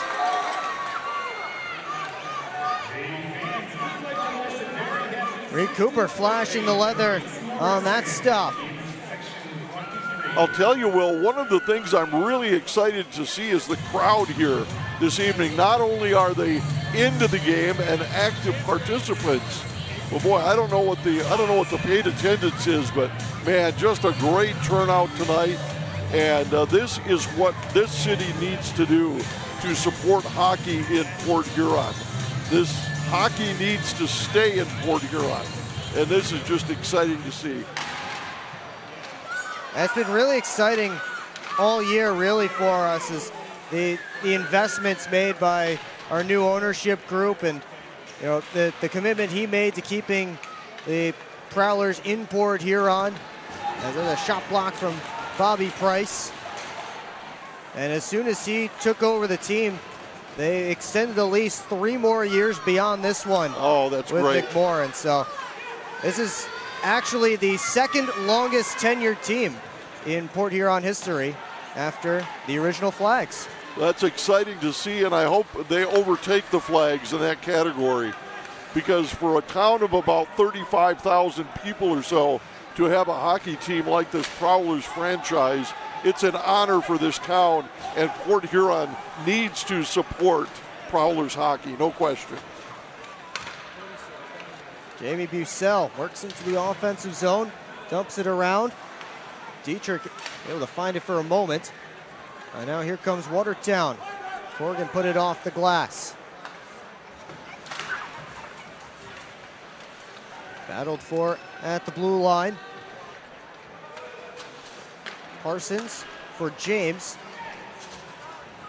Saucered all the way up in Dietrich's direction. No icing here. No, Dietrich will chase it with Henning. Hall pops it out for Inlow. Working 1-on-3. And Inlow bumped over to the corner by Parsons. And given a rough ride down to the ice.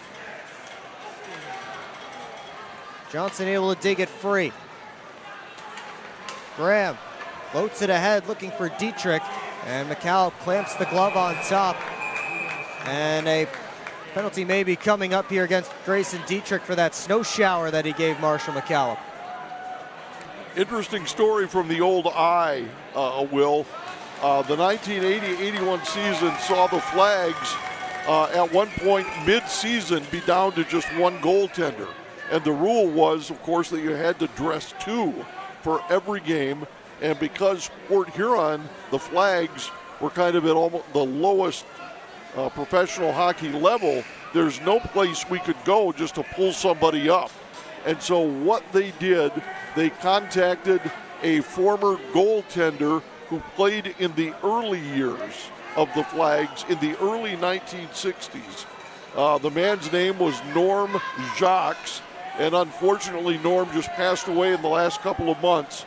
But Norm came out of retirement, and in his early 60s was the backup goaltender for the Port Huron Flags, and actually played in one game, and in another game was involved in a bench clearing brawl in this building. He got off the bench and started trading punches at 62 years of age with the backup goaltender from the Muskegon Mohawks. Wow. And, I'll give you one when we come back with the Flags and the Wolves here in the second period.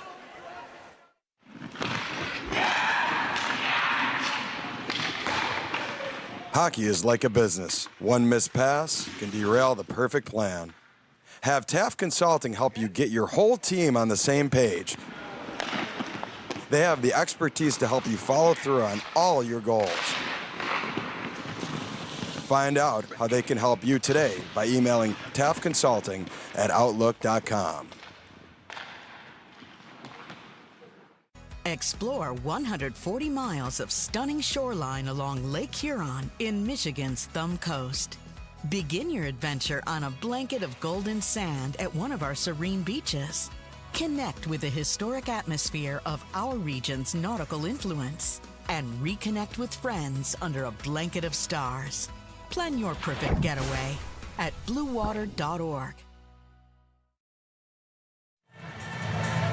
back here on the PHP Network. About halfway through this Flags rebrand night. And fans, let me tell you, you know the team store is going to be stocked. First of all, have these red and black Flags hats that you guys can get. But I know we have a lot of puck enthusiasts out there, as where did I just set all the pucks? We do have a Flags puck and the Commissioner Cup playoff pucks ready to go for this playoff. So go to the team store and make sure to get all of that now. Will, back to you. Brady might stash that puck in his pocket. It's a pretty good puck. But hey, let me tell you a Port Huron goalie story, because that was a good one for Norm Jacques. Now, that happened to the Prowlers back in the 2019-20 season. One of my predecessors, his name is Jeremy Skiba. He was the broadcaster for the Prowlers back then. Prowlers were down to one goaltender, and they had Jeremy Skiba dress as the backup goaltender on the bench. He called the game from the bench. Wow, that I have never heard of before. The only way he could beat that would be to get in the game and to call it from the ice. You know what? That joke has been tossed around our locker room before. As here comes Grayson Dietrich, wrapping it around, and McCallum able to seal off the post.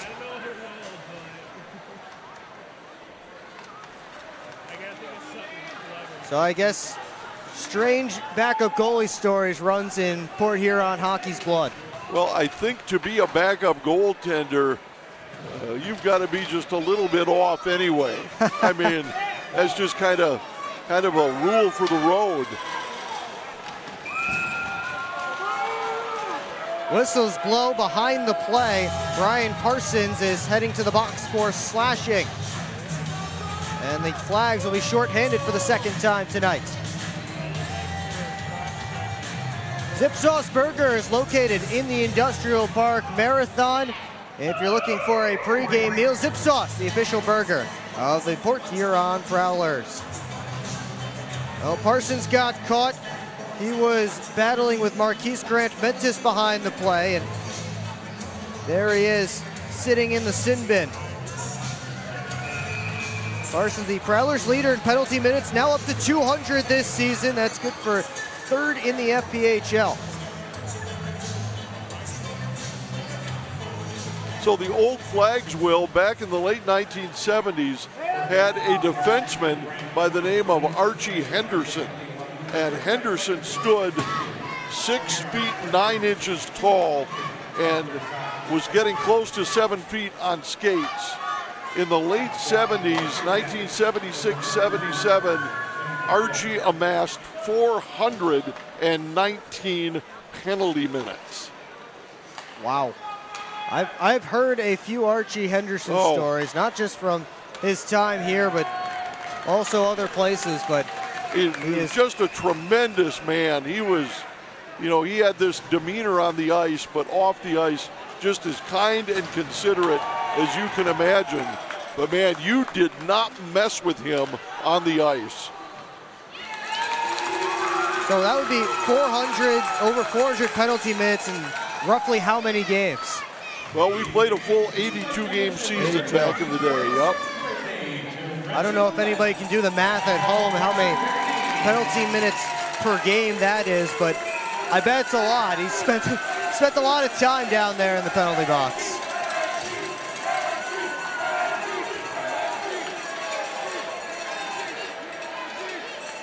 Wolves power play continuing with 1:06 left on it as they win the faceoff back.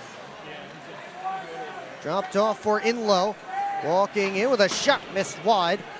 Ian McDonald collects on the near side. Fadiev tried to tuck it. That didn't work. Prowlers can't clear, or Flags can't clear.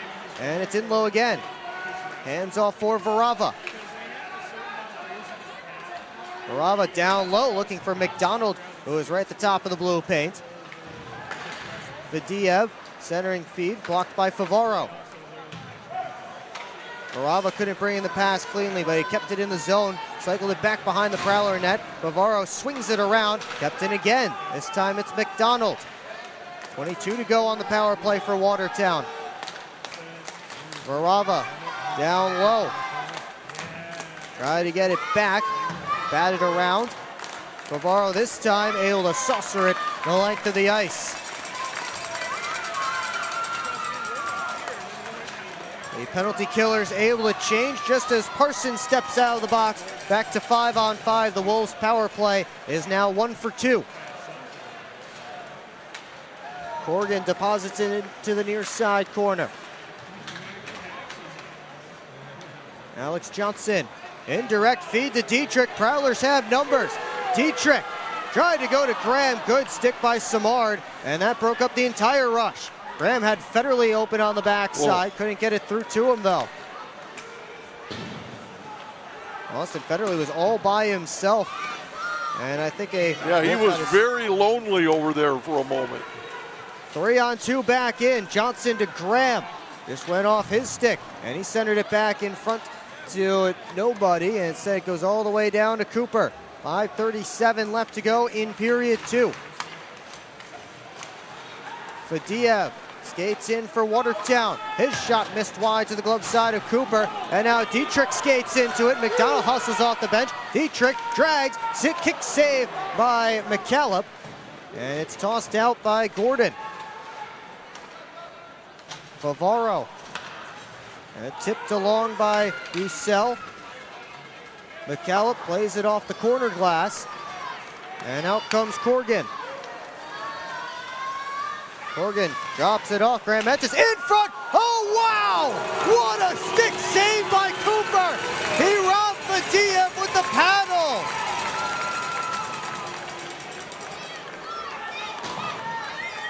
Reed Cooper's back.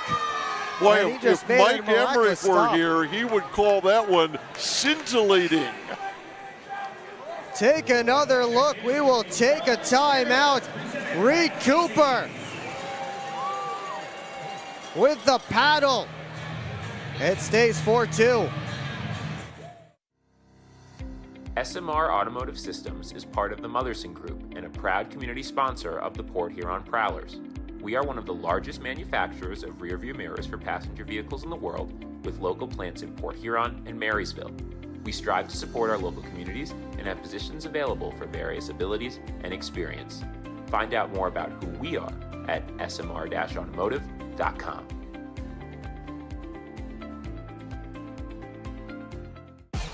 What's more authentic than a Hungry Howie's Detroit-style pizza? Nothing. We're not playing around with the pizza of our birthplace. Thick crust, cheese to the edge, sauce on the top. Where it belongs. We've seen a lot of fakes out there. Not here. This is authentic Detroit-style pizza. Order yours now online for $12.99. We sauce the top and rep for the 313 everywhere. We do bold. Hungry Howie's. Well, let's take you back to the Port Huron Flags days of the IHL. Photo courtesy of the Times-Herald. That's what it looked like back in the day. And he said that must have been a playoff game? Yeah, because of the size of the crowd that was there. A little playoff story. In the late 70s, the Flags, as the playoffs progressed, played the Toledo Gold Diggers in a best-of-7 series. And as we headed towards, the month of May and June, it was very warm that year in Michigan. And all 7 games, both here and Toledo, had to be delayed multiple times because of fog on the ice. You just couldn't see. And they would have both teams just skate in circles in their ice to take care of the carbon dioxide that was there and the high humidity. They called it the Fog Series. That was a nice chance for Ryan Alexander, but how about that shot from our team getting the picture and then faded right into it. A nice shot of McMorrin today, and a nice crowd on hand tonight, but hopefully we can get a nice full building like that for the playoffs next weekend. Yeah, getting this building filled and the energy that results is a huge home ice advantage for the Prowlers. Prowlers went 2-0 on home ice in the playoffs last year. They beat the Danbury Hat-Tricks coming back from a 2-0 deficit to win it 6-3. And then they beat the Binghamton Black Bears 3-0. That was the only playoff game the Black Bears have lost over the last 2 seasons. Well, the Prowlers are on the ice, so grab a glass of Proper 12 Irish whiskey. Proper 12, the official shot of the Port Huron Prowlers. And there's our big blow-up Proper 12 bottle that now resides here at McMorran Place.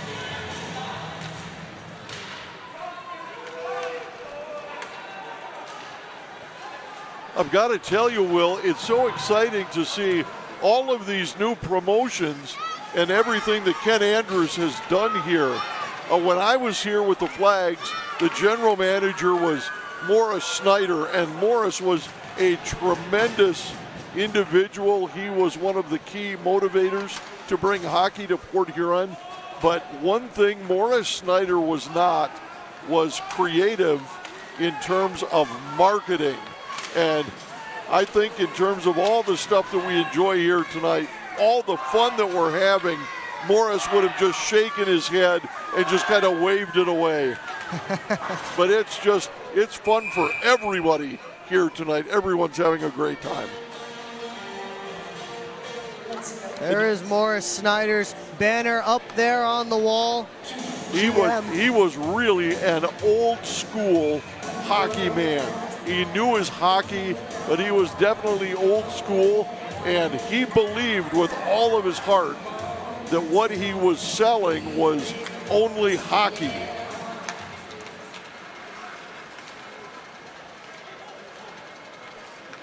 There's some great hockey here, certainly to be sold, but you know, it is very cool to see, as you mentioned, all the other stuff. Yeah, it's really more.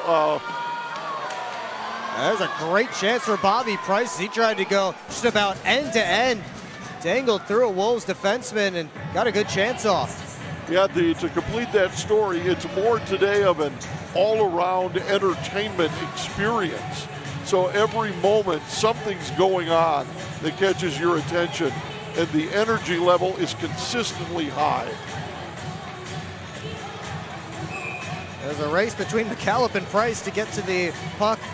That was landed on the back of the goal. There's another great look at those beautiful Flags jerseys the Prowlers are sporting tonight.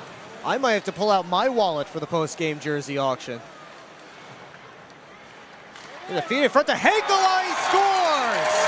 Nice give and go between Arttu Heikola and Matt Graham. And the Flags have now made it a 5-2 game.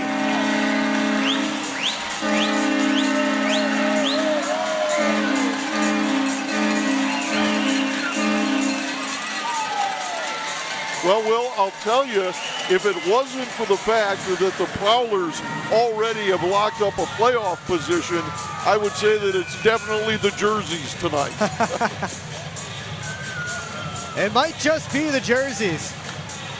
As the Finnish native, Arttu Heikola, gets his 14th goal of the season, and Matt Graham picks up his 400th assist in the FPHL, the second player in league history to reach that mark. So a night where we're celebrating history, there's some there. As Graham's looking for a number 401, Heikola put it off the side of the cage. McCallop has seen enough. He puts the glove on top to freeze play. I'll tell you, Will, one of the things that makes this arena so exciting for hockey is the fact that it is smaller than many others in terms of its length and the very tight corners that exist. And that leads to way more exciting hockey, more end-to-end rushes and more scoring opportunities. So it's, again, an amazing environment to watch this great sport.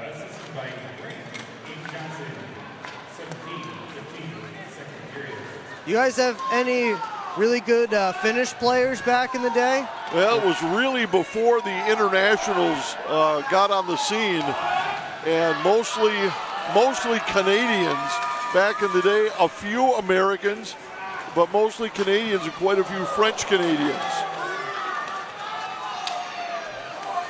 You have to learn how to say all those French Canadian names. There's Grant Mentis down Main Street, save Cooper, and Grant Mentis bowls into Cooper. That's going to cause something, but instead here comes the other way. Larkin stopped by McCallum. And back at Reed Cooper's end, everybody recollecting their sticks in the blue paint. And we'll see if the Flags remember that for later as Ryder tries to get his way to the cage. And now there goes Parsons after Grant Mentis. And now they're gonna go. You could see this one coming. Parsons and Grant Mentis. Grant Mentis swinging wildly. Parsons has Grant Mentis wrapped up. And they spin down to the ice. And now there is history between those two. Last time these teams were in Watertown, Grant Mentis and Parsons got involved in a scrum that also involved players on the Watertown bench. And now McCallum and Parsons have a word for each other. Parsons is heading to the locker room. Grant Mentis is in the penalty box. And take another look at that fight. Now that was International Hockey League action right there. That's what the league was known for. High-scoring games and lots of fighting. Reed Cooper got checked by Prowler's trainer Bridget Smith briefly, but he's back in the blue paint. And now Grant Mentis is being sent off now that Brian Parsons is presumably safely upstairs in the dressing room. Same one that the Flags used, right? Oh, upstairs? yeah, it is. Yes, it is.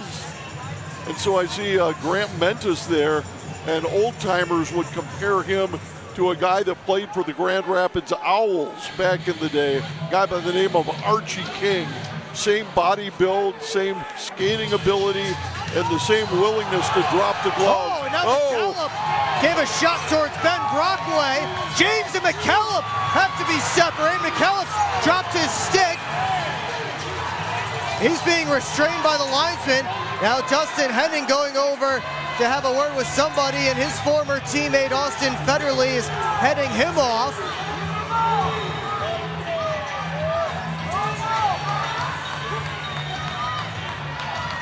Reed Cooper not going anywhere. He's the Prowlers' top goaltender. It's a week before playoffs. He's not going to risk anything to try and get involved with a goaltender that will not be in the playoffs in Marshall McCallum. I was not expecting this one to heat up because of where these teams are in the standings. Wolves are already eliminated. Prowlers will not be able to change their positioning as I guess. Yeah, that is what IHL hockey was all about. I mean, just right on a razor's edge of having players coming off the bench and going at it. We saw more than a few of those back in the day. Well, now you get to see Section 9 in all their glory. This is our rowdy section now. They are living up to their reputation, no question. And they love it so much. You see down over there, they have their own Dasher board ad. I see that now, yeah. And now we have another fight. Brockway hammering away with a Watertown Wolf. That's Chris Affinetti. Affinetti using his left hand. Affinetti, the 46-year-old veteran, with over 500 penalty minutes to his name in the FPHL. They get wrapped up, and the linesmen separate them.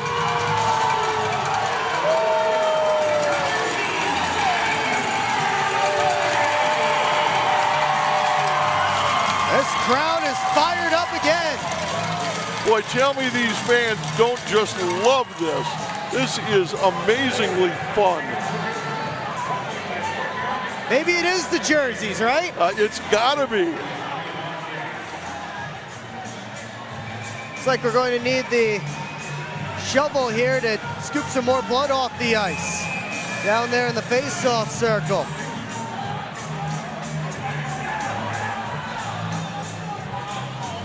Saw Prowlers associate head coach Chris Paulin pointing over at the Watertown bench just moments ago.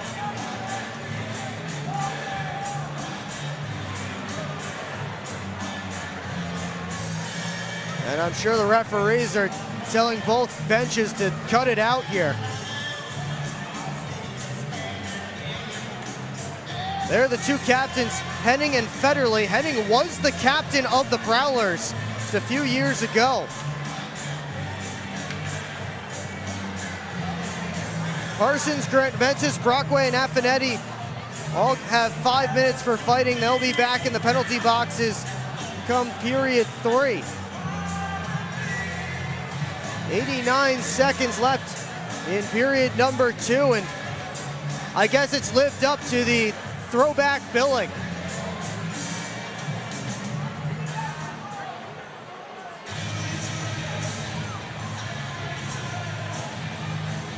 Now all we need is for the Prowlers to finish this thing off in period 3 and come away with a win and call it a great night for everyone.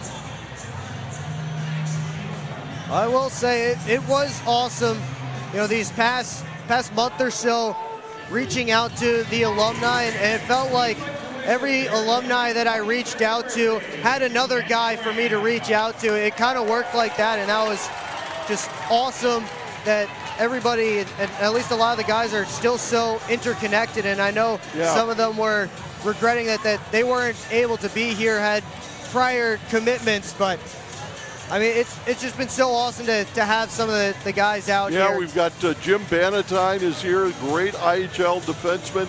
Larry Gould, an amazing left winger for the Flags. Mike McDougall, a forward, and Mike is a Port Huron player and played here on this ice in the International Silver Stick competition for many years. And you know who also played in the Silver Sticks here on this ice? Number 19, Austin Federley. There we go. Oh, we still have a Port Huron native here on the team, and Federley is in his 10th season here with the Prowlers and is wearing the C for the 2nd year. And I've got to say that I remember watching a relative of his, and I don't know the connection, but the relative's name was Mark Federley, and his nickname was Peanuts. Peanuts Federley, playing for the Socorro Flyers. You know, Austin Federley has a Mr. Peanut tattoo, and I believe that it is connected to that nickname. I believe that nickname got passed down to other people in his family, and he does have a tattoo of Mr. Peanut, again, for that nickname. Yeah. So that's such a cool connection. Here's a breakaway for Inlow. He's stopped by Cooper. Final minute of play in period 2. Back come the Flags. Let's talk about the great game that Reed Cooper has played so far. Oh, and Graham goes after McCallum. Here we go again.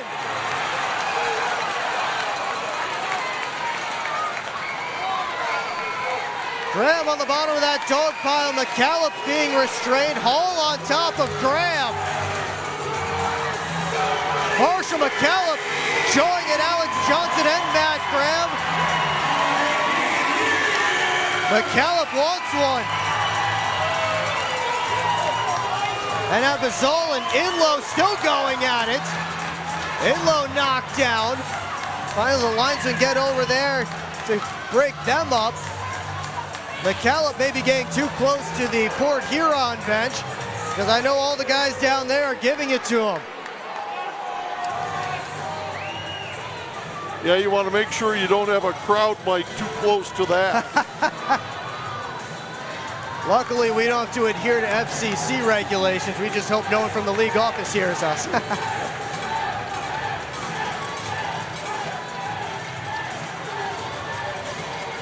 Well, before too long, it's going to be standing room only in those penalty boxes.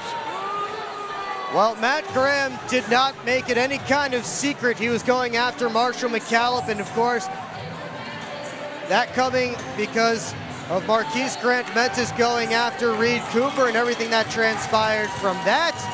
And McCallum, of course, getting involved with Ben Brockway earlier in the period. 49.2 seconds to go in about the most IHL period that we've seen this season for the Port Huron Prowlers. How about Birdman hyping the guys up here?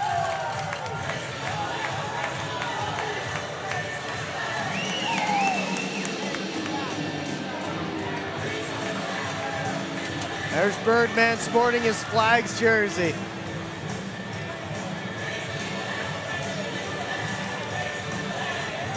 You know how things just work out sometimes? I don't think I could have picked a better period to have you up here. This brings back so many great memories of hockey and other stuff that came along with the actual hockey. And I remember a game where the fight turned into a brawl and the players spilled into the hallway behind where the penalty boxes are. And we're tussling with fans back in the ticket booth area, back on the south side of the arena. And boy, did it take a while for the officials and the police department to get things under control that night.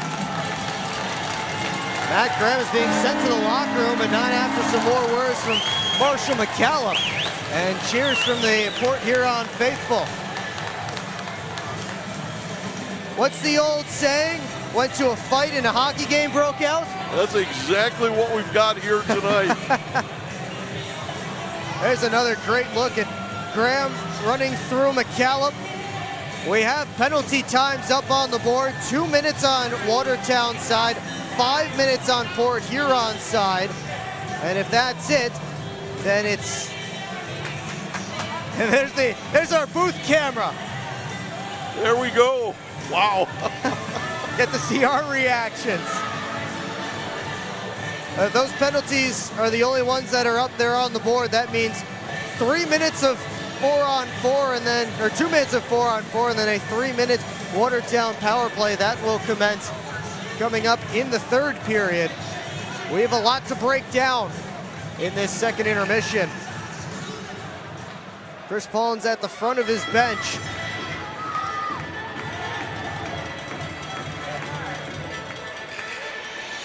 And again, all of this is coming up in the second intermission here on the PHP network. And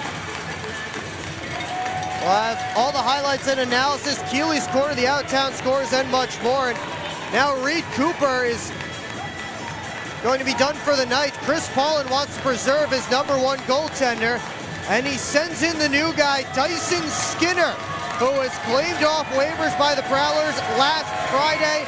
He gets his first chance in a Port Huron jersey.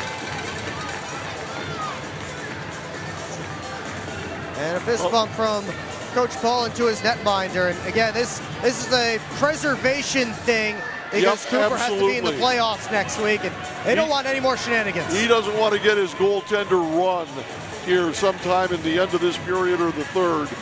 So keep him healthy, keep him fine on the bench, and my guess is that it's not the last time that Mr. McCallum is going to see some visitors in his goal crease. I don't think this is over yet.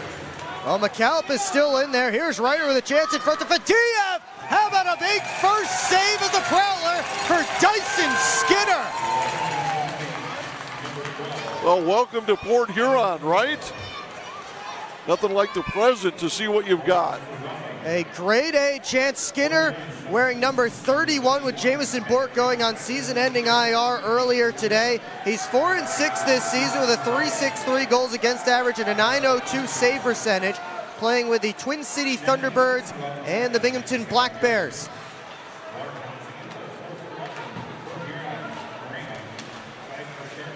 Wolves still trying to work something offensively, but instead it's Luke James sending it out to Jamie Bucell. And now Favaro steps around Fadiev. Nick Favaro's on his way. 4 Wolves back as Favaro couldn't stick handle through all of them. James grabs the loose puck on the boards. Up to Bucell. Pitchforks it right to McCallum. And Gordon looks for one last rush in the period. To the outside, Fadiev in front looking for Varava, and that will do it for period number 2. Port Huron gets 3 goals and about 500,000 penalty minutes, and it's a 5-2 game heading into the third. And we'll see how these teams come off the ice. We'll see if they can do it relatively nicely, and it looks like won't get any more extra shenanigans for now. Shots on goal in that period favored Port Huron 22-11. They're up 36 18 right now for the game. How about that for an IHL second period? Yeah, that was, if people want to know what the old IHL was like, that was it in 20 minutes right there. Well, we'll step aside for just a moment as our Brady Beaton has Prowlers captain Austin Federley, and he'll chat about that second period. Down here on the ice with Prowler captain Austin Federley. Federley, obviously a very emotional end to that second period. How do you guys regroup and get ready for hopefully a clean third? Yeah, I think it's just our style of game. It's nothing new to us. I mean, they run into our goalie. We take matters in our own hands if the refs aren't going to call it. We stick up for each other, and that's what we've done all year. You know, this period you outscore them 3-0. What did you guys do better in the middle frame that maybe you lacked in the first? Oh, we just stuck to our systems. We worked on things all week that made us successful throughout the year and against this team, and it's just a building block to what we're going to do in the playoffs. So, what do you need to do in the third to finish this one out and get a win on the penultimate night of the season? Yeah, we just got to keep it even-headed here.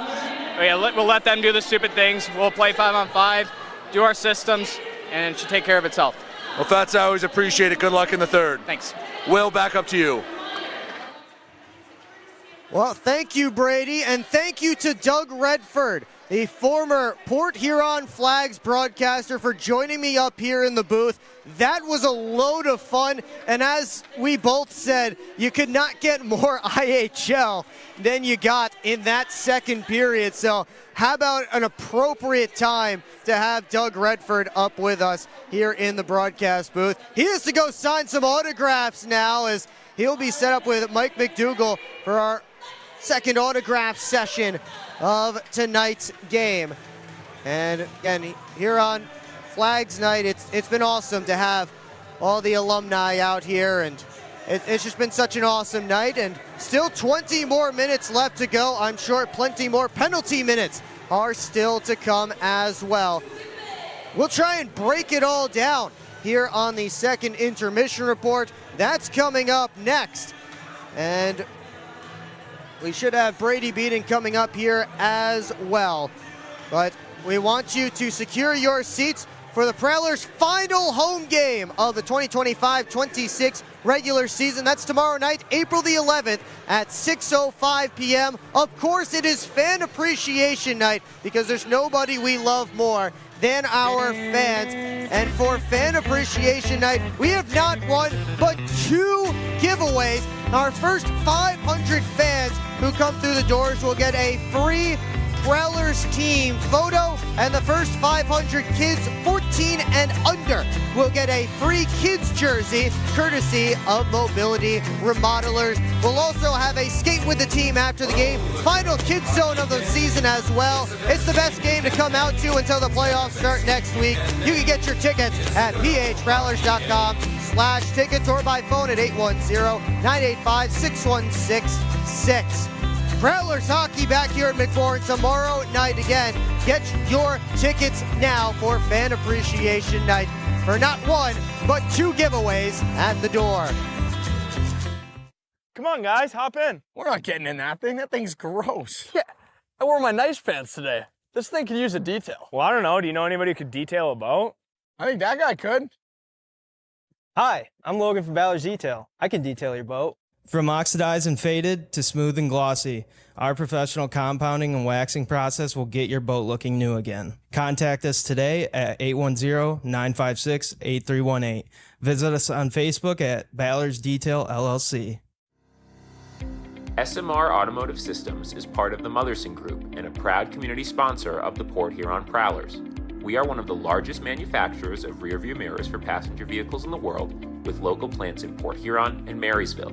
We strive to support our local communities and have positions available for various abilities and experience. Find out more about who we are at smr-automotive.com. Hello, I'm home.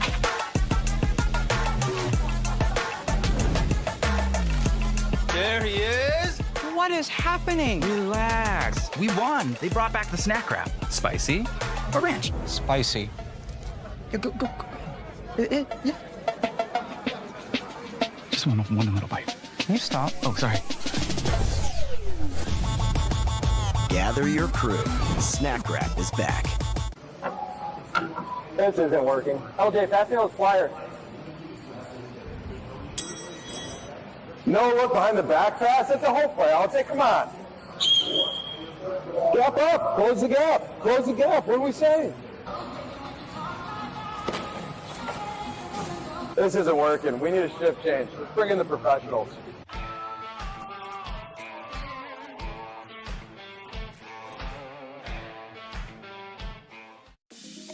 Head over to the Birchwood Mall for your shopping and entertainment needs. Hop on the carousel, shoot some hoops, or visit some of their great stores such as Gerlach's Woodworks, where they specialize in handcrafted wooden decorations. Add to your fan cave a Prowlers-themed creation. Upgrade your bathroom at Luxury Bath Mobility Remodelers. They can fully customize your bath or shower to fit your needs, and they also do flooring. For the sports fan in your life, pick up a unique gift from Pro Edge Sports. Jam-packed with all kinds of memorabilia. There's something for everyone. And it's not a trip to the mall without Auntie Anne's pretzels. Grab a freshly made full-size cup of pretzel bites and wash it down with some frozen lemonade. At the Birchwood Mall, you can find this and more. Visit them on 24th Ave in Fort Gratiot.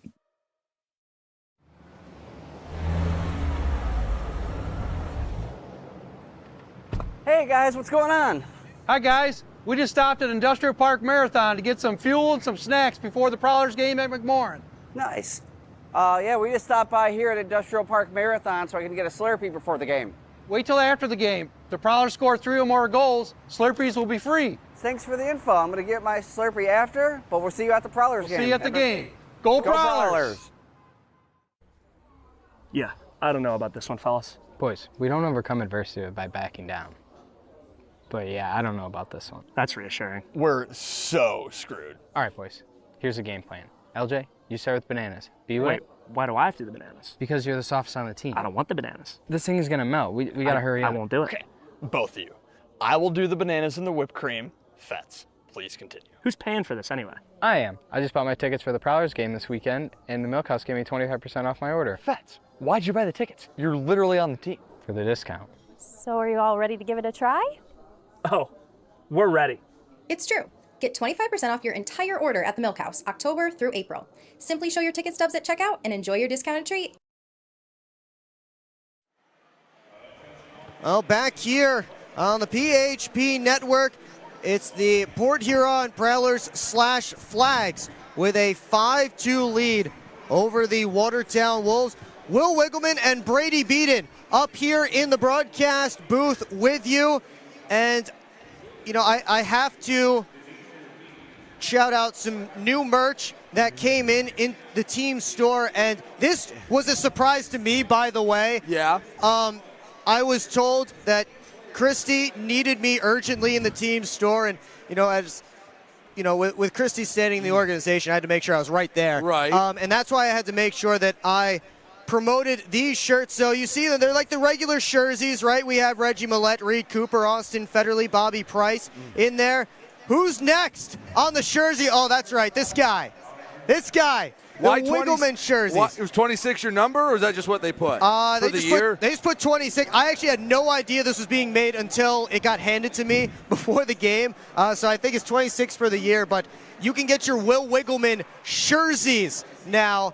And I don't know if they're online yet, but... Oh, also, I want to give you... I had the pucks ready, Will. Our goal judge stole them from behind me. They stole? Okay. Yes. I thought you were pocketing them. No, I looked at Ken and I went, Ken, I had them. And then he's just sitting there holding both of them, looking at me. So I have them, and they're nice pucks. You just have to take my word for it. I was saying, you have to be careful with pucks like that. They are amazing, and everyone wants one. I was in a restricted area, too. I thought I was safe, but I guess not. It was one of our own, an inside job. Well, let's try and wheel back through that second period. Let's do all of our goals here real quick. All 3 goals from that period, and they were all Port Huron goals. And let's see, we start with let's see, who was the first one here? It was Matt Graham. Shocker, out in front of the net. Area 51, Alex Johnson started calling it on the coaches show, and that's what we're calling it now, Area 51, right there in the goal crease. Well, I mean, I know you don't have a lot of free time. I would love a heat map of all the goals of Matt Graham. It's just going to be the crease extended. Well, that was Austin Federley's goal as he just turned and shot it. McCallop wasn't ready. And then here's a nice give and go, and Matt Graham much more comfortable with assists than goals. And he gave it to R2 Hakala off the give and go. And for Graham, that's his 400th career FPHL assist, second all time. I mean, it's just, okay, another month, another Matt Graham milestone. Like, that's right? Not an insignificant milestone, but it's like the fourth one this year, so you kind of just go, oh, yeah, I mean, yeah, another milestone, of course. Well, I had Doug Redford up here, yep. And of course, he got to call IHL hockey back in the 1980s. Mm-hmm. We had an IHL-like period out here on the ice. And let's see what we have here first, because I think I've lost track of even the first thing that I there was a lot that went on, and let's see, this is all the way back. This is all the way back to the first period. And this is when it got started. I mean, this was a good scrap to get it started. I mean, this set the tone for the game. Now, initially when this happened, I thought, okay, hey, you let them scrap.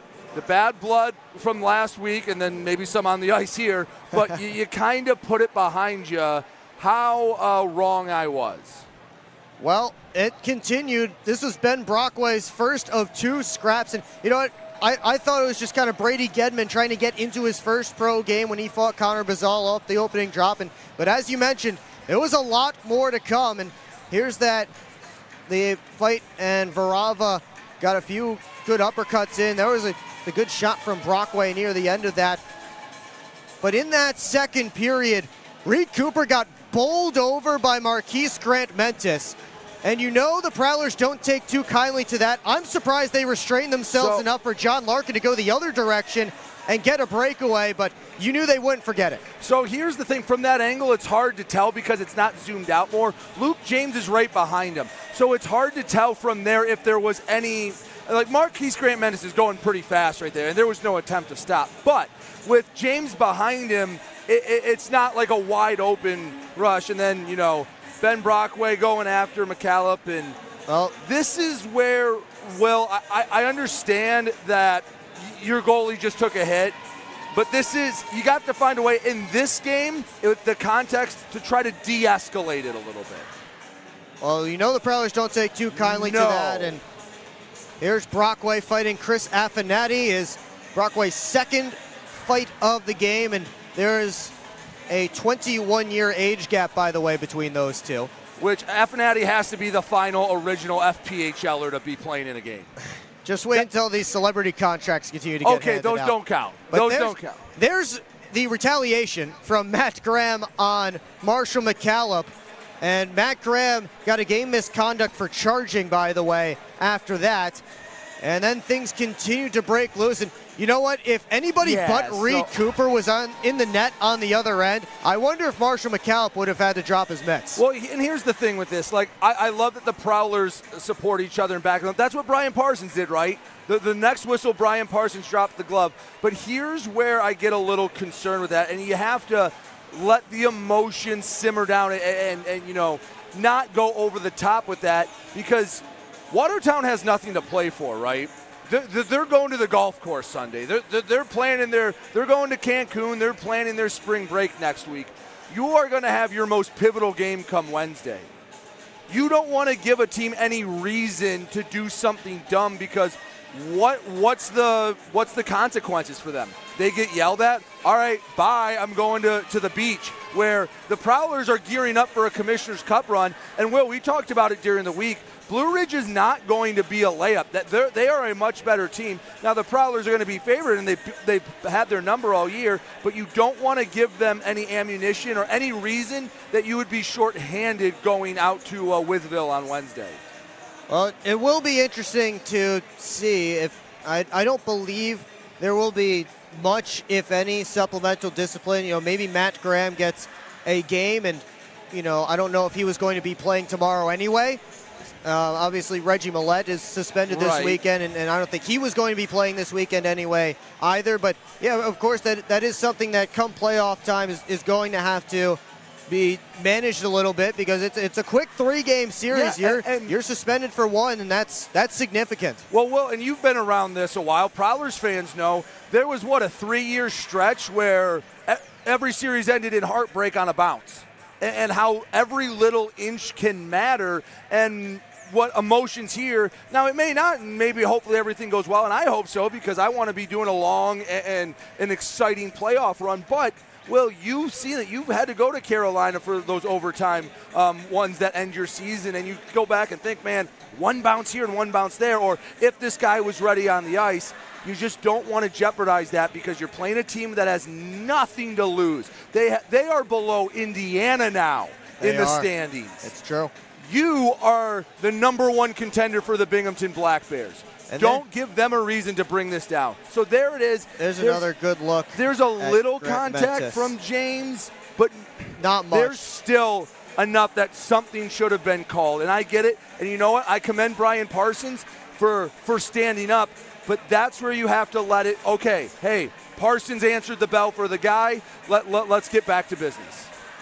Well, Matt Graham, in case you were wondering, also won't be able to come back and coach on the bench. No, it's not two separate entities. It's not two. There's only one Matt Graham, and he cannot come back on the bench in any form.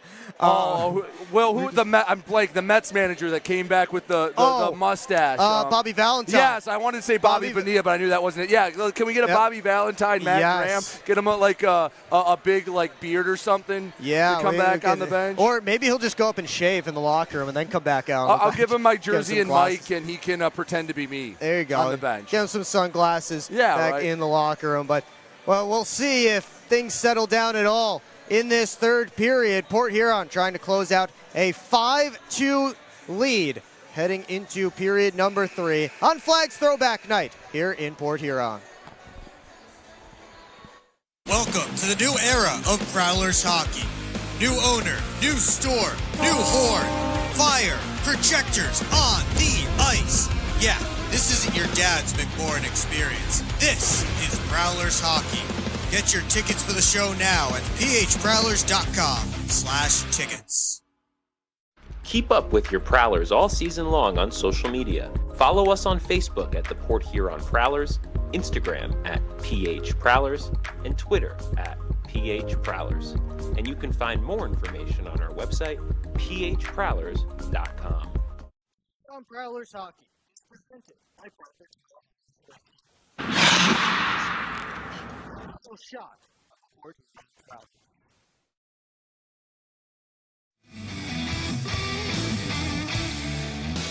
Back here at McMorrin Place, we're all safe here in the broadcast booth. It is not safe anywhere on the ice between the Port Huron Flags and the Watertown Wolves. Old-time hockey is back here at McMorrin Place, for better or for worse. Lots of penalty minutes up on the board. Before we get to that, let's take a look at Keely's Corner tonight as we look at what's upcoming for the Prowlers.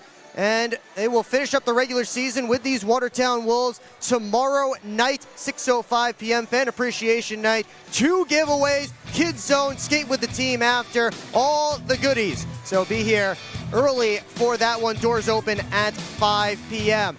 Then next week, the Commissioner's Cup playoffs get underway. The Prowlers have drawn the Blue Ridge Bobcats in the first round. It will be the first ever playoff series between the Prowlers and the Bobcats. And the Prowlers have home ice advantage for the first time since 2018, which means they will go on the road on Wednesday for Game 1, 7:30 p.m. down in Wytheville, and then return home for a 7:05 puck drop, game number 2 here at McMorrin Place. And if there are no handshakes after that one, 7:05 on Saturday, the 18th. You can get your tickets now at phprowlers.com/playoffs. Let's take a look at what's going on around the FPHL with our out-of-town scoreboard presented by Love After Hours Boutique and Boudoir. Black Bears and the hat tricks in Danbury. Late stages of the second, it is 3-1 in favor of Binghamton. Nick Swain and Ivan Bondarenko added Jacob Shenkar's goal. Gennaro Frantuto has the one for the hat tricks. Bobcats and Thunderbirds are all tied up at 3 in a back and forth affair down in Winston-Salem. Roman Kramer opened the scoring for the Thunderbirds. Daniel Martin and Jordan Rosenbaum scored for Blue Ridge. Then Connor Craig and Jan Salat gave the Thunderbirds back the lead before Denver Craig, no relation, tied things back up. It's 3-3 at the end of 40 minutes. Getting set for the third in Columbus, the PD Ice Cats got goals from Jacob Hamilton, Patrick Marcinkiewicz, and Dom Della Savita in the second period to open up a 5-2 lead heading into the third. Topeka is up 3-1 on Indiana late in period 2. Out in Kansas, Cam Clark has 2. Scott Koash has the other for the Scarecrows. Nolan Dawson the only goal for the Sentinels. Still searching for the first goal in Baton Rouge between the Breakers and the Zydeco. They're early in the second period. Also in the second period, the Athens Rock Lobsters have a 2-1 lead on the Monroe Moccasins in Monroe. The most important series of the final weekend of the FPHL slate, as the winner of the series will get the top spot in the Continental Division. Dustin Paralat and John Colgian have goals. That sandwiched one from Casey Gerstein.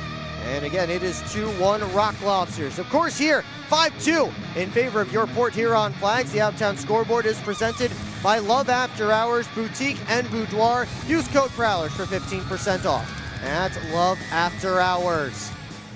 Let's turn our attention back to this game.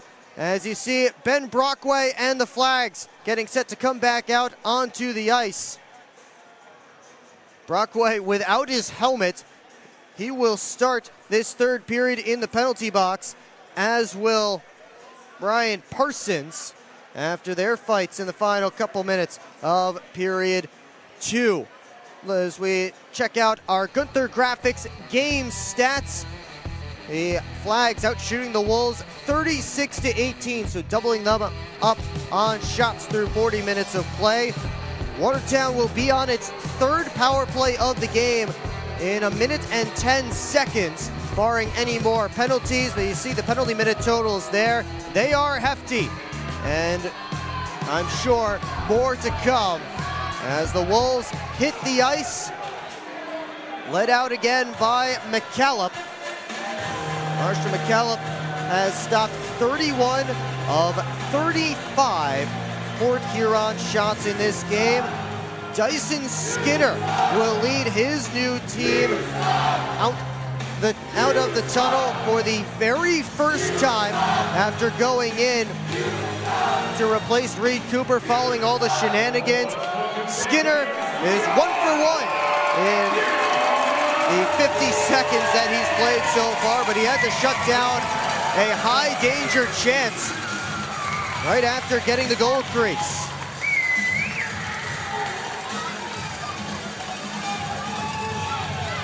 There you see Reed Cooper coming back out again. In case you're just joining us, the decision to pull Cooper in this game has nothing to do with his play, has nothing to do with an injury. It is a preservation type of deal, as he has to be ready for the playoffs next week, and he already got run once in this game. They don't want him to get run again, so they send Skinner out there, who was dressing for the first time as a Prowler, and he will get the entire third period.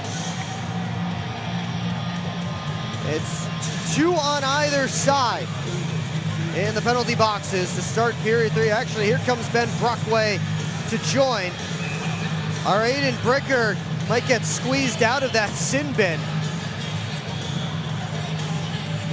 Chris Affinetti having words with the Port Huron sin bin, as is Marquise Grant Mentis. We have 3 aside.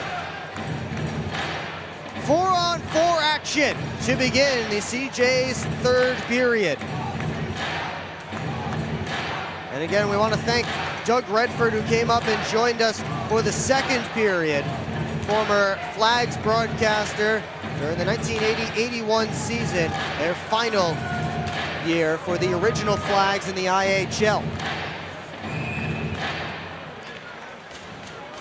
Brady Gedman is now in the Watertown sin bin. It's 4 apiece in the penalty boxes. And Port Huron has iced the puck right off the drop as Alex Johnson didn't realize it was 4-on-4. Federley, Parsons, Brockway, and Bazal are in the Port Huron sin bin. Grant Mentis, Affinetti, Gedman, and I believe that's Inlow. The other one in the Watertown penalty box.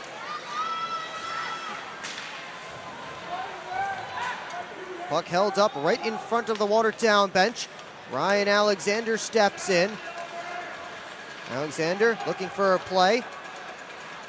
Trying to shake loose of Dunford. Now for Price. Poked off his stick and all the way down to Skinner's end. Johnson for Dietrich. Dietrich wheeling in, tried to cut through, and he left the puck behind as a good Wolves stick kept it from moving with him. 20 seconds until this becomes a 3-minute Watertown power play. Brad Ryder slows up, curls back, up to Newman, and he swung and missed at the puck. That's as good as a Port Huron clear, as Inlow is set to come out, or pardon me, it will be Gedman who's set to come out as he was serving the first 2 of Inlow's 2 roughing minors.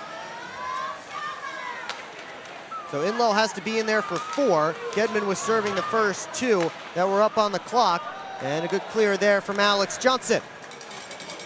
Minute and a half gone in period 3, 2:40 up on the clock for this Watertown power play as puck hit Luke James's skates, skittered towards the blue paint, and McCallop was able to corral it. Here's Alexander trying to get to the front, turns and fires one, hit James and Ryder who were battling.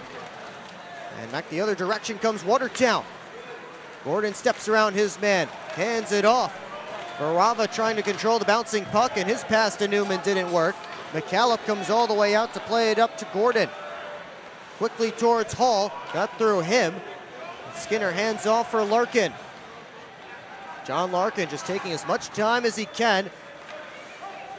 He just sends it towards the Watertown zone. Fadiev lost the handle. Here's DeCumbis sidestepping a check from McDonald. Fadiev picked the puck back up.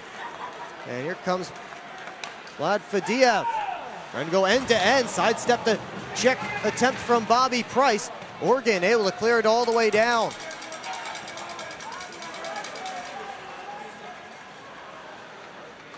One shot on goal so far for Watertown. Minute and a half left on their power play. That's the only shot of this third period. Gilbert to Henning on the right wing side. Fires it into the crowd. And they get a souvenir for somebody there in the front row of section 18. 5-2 Prowlers, 17:08 left in period 3. Connor Bazal has been released from the penalty box. So now it's just 3 aside.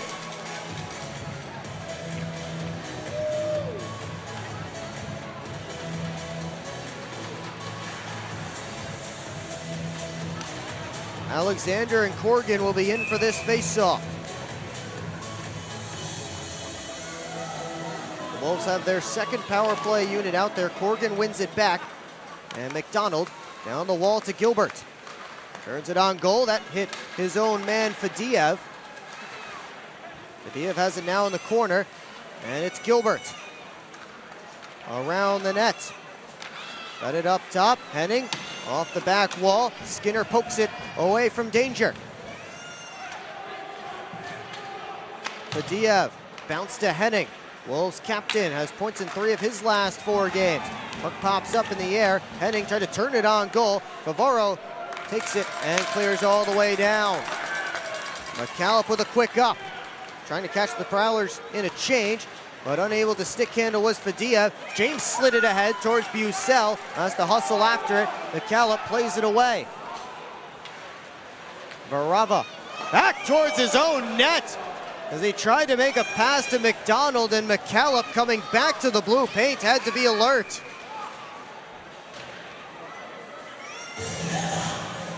That could have been an adventure, and there's Chris Affinati still chatting with the Port Huron penalty box. Affinati, Grant Mentis, Parsons, and Brockway are done in the sin bins. Tyler Inlow has also served his time, and Austin Federley, who's serving for Matt Graham, who got a 5-minute major for charging, has 25 seconds left, and Federley trying to signal his bench to find out if he's going out on the ice or coming to the bench.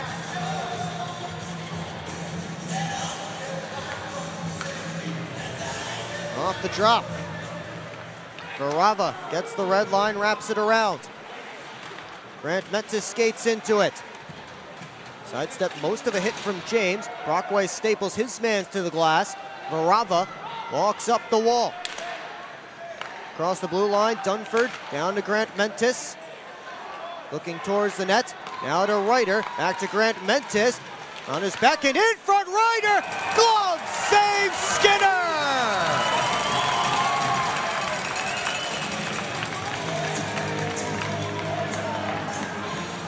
Dyson Skinner has made his third save of this third period. That was a beauty with the glove hand flashing the leather.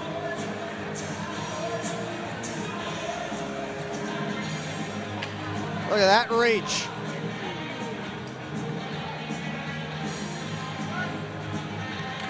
Everybody out of the penalty boxes now. It's 5-on-5 hockey. We'll see for how long. Dunford couldn't force it down deep. Stays in the zone. Grant Mentis chased by Larkin. Federley knocked to the ice by Dunford. And now Larkin up to Bazal. Poked away from Bazal. Fadiev couldn't get the handle. Grant Mentis on goal. Hit the side of the cage. Bazal up to Federley. Chips it ahead. Hakala and Dunford chase after it. Dunford wraps it around. Comes to neutral ice. And it's Parsons settling it down in his own net. Prowler sending out the Vinny DeCumbis line as Oregon lost the handle. Here's Newman up top for Hall.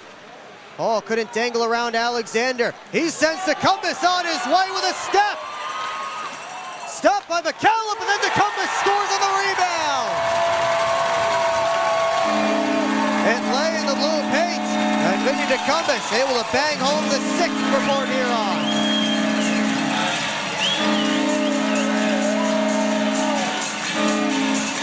Nice look from Alexander. DeCumbis with all his speed got off to the races, and there you see the puck pop free right on his tape. And Vinny DeCumbis has his 10th of the year. He's hit career highs in games played, goals, assists, and points this season. Now 10 goals, 17 assists, and 27 points this season. I believe he also picked up an assist earlier in the game. Or pardon me, no assist early in the game. So it's now 10, 16, 26 for DeCumbis. Again, all of those career highs in year number 4 as a Prowler. 6-2 Port Huron, early stages of period 3. Hi, what can I get for you? I'd like some McMorrin fries, please. All right, that's going to be $4. Okay. She shoots, she scores with the new Prowler's debit card.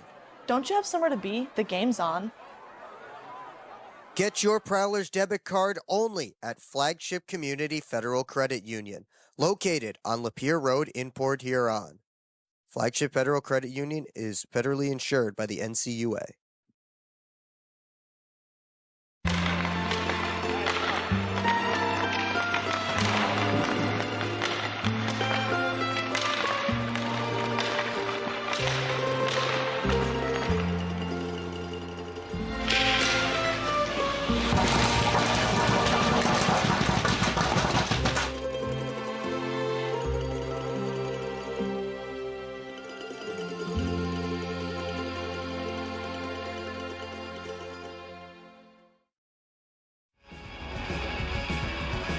Fans up and loud here on Flags Night. How about that? That's appropriate. Waving their flags on Flags Night here at McMorrin Place. Port Huron with a 6-2 lead on the Watertown Wolves. And the Prowlers / Flags have scored 5 unanswered goals. Trying to snap a 2-game losing skid after they lost both last weekend on the road in Binghamton and Danbury.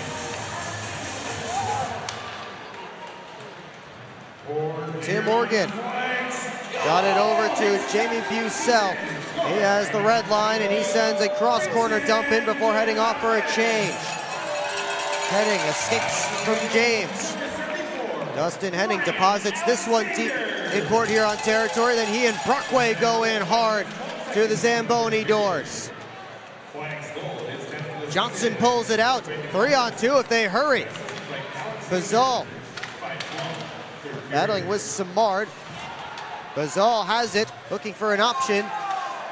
Poked up and out of the zone. Favaro regroups back in his own end. James has Hakela driving. Got it to him. Knocked away from him. Artu Hakela ties up with a Wolf, wins the battle. Bazal chasing down the loose puck. Affinetti slipped it ahead. Now Corgan working on Larkin. And John Larkin took it right off his stick, but then gave it away to Gilbert. No icing here, so Favaro has to play it. Up the wall, James, lead pass, Price hands off for DeCumbus. DeCumbus, out, inside out, move back towards Price, and he just swung and missed. Pass to Affinetti didn't work, and it goes all the way down for an icing against Watertown. Call Fraser Building at 810-364-2766 or visit FraserBuildingCompany.com for all of your construction needs. From thought to finish, together we build a home.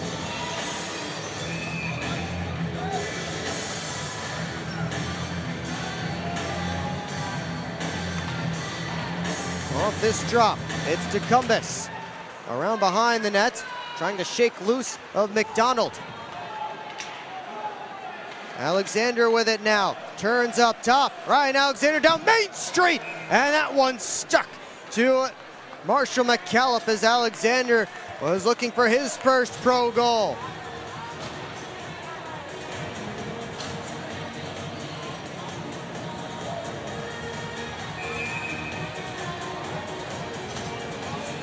Ryan Alexander with some nice stick moves up top. Able to walk right down the slot. McCallop right at the top of his crease. Aggressive to make the save and cut down the angle. Fadiev able to out-hustle Port Huron to negate the icing, but his centering pass was picked off by Johnson. Skinner out to play it. Left it behind, and Fadiev tried to bank it off of Skinner. He just centered it out in front, and Brockway is the one who rescued it from the goal crease. Here's Dietrich dropping the shoulder. Now Bucell trying to hand it off for Federley, and it comes towards McCallop. Puck still loose. It's behind the net. Favaro on it. Trying to put it on goal. Save McCallop, and he decides to freeze it. Dunford steps in front of Bucell before he could get too close to Marshall McCallop. And a little bit of a scuffle here that has to be separated.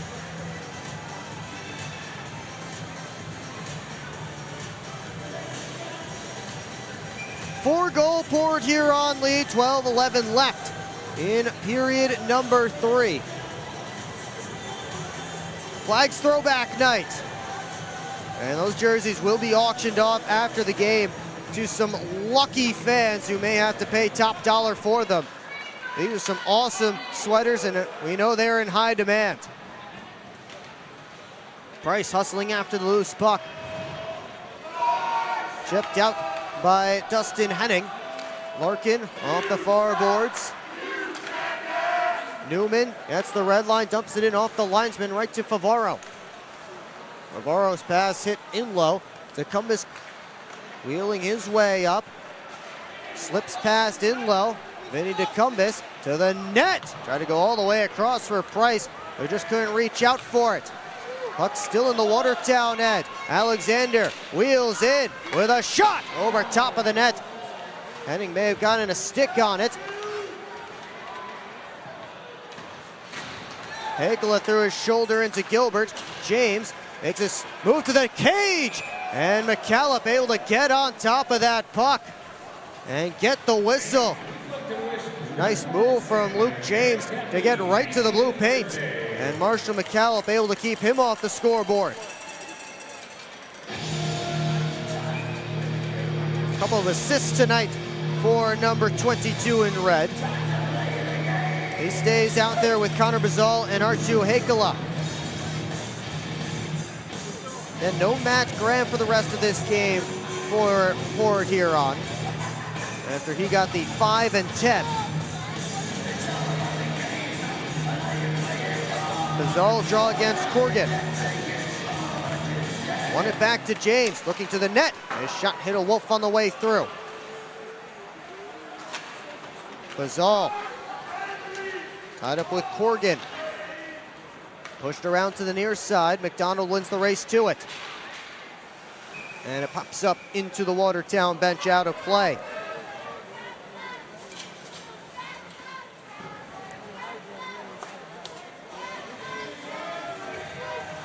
Face-off will be outside of the Wolves' end. There's Ken Falke, our equipment manager. One of our equipment managers. I think you have to pay extra for that blood on the back of Ben Brockway's jersey, though. There he is with the puck. Sets it up towards Dietrich. Gordon and Bucell after it. Federley back around to Bucell. Federley once more. Bucell up top to Brockway. Walk, shoots. That one fought off by McCallop. Bucell up to Brockway again. Traffic in front. Brockway sends it down deep.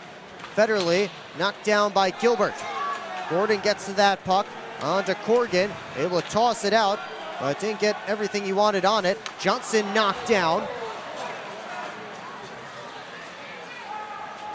Puck caroms to Nick Favaro. I think that hit Alex Johnson. He was down on the ice. Here comes Favaro as both teams are having disturbances in the midst of changes. And it's a glove save for Marshall McCallop on Nick Favaro. Behind the play, the referees were trying to separate both teams as they were chatting, heading off to the bench. There's Johnson getting knocked down. I think eventually in this sequence, the puck comes back and hits Alex Johnson right there. There'd be Bucell the hit on Corgan, and good catch from our team here.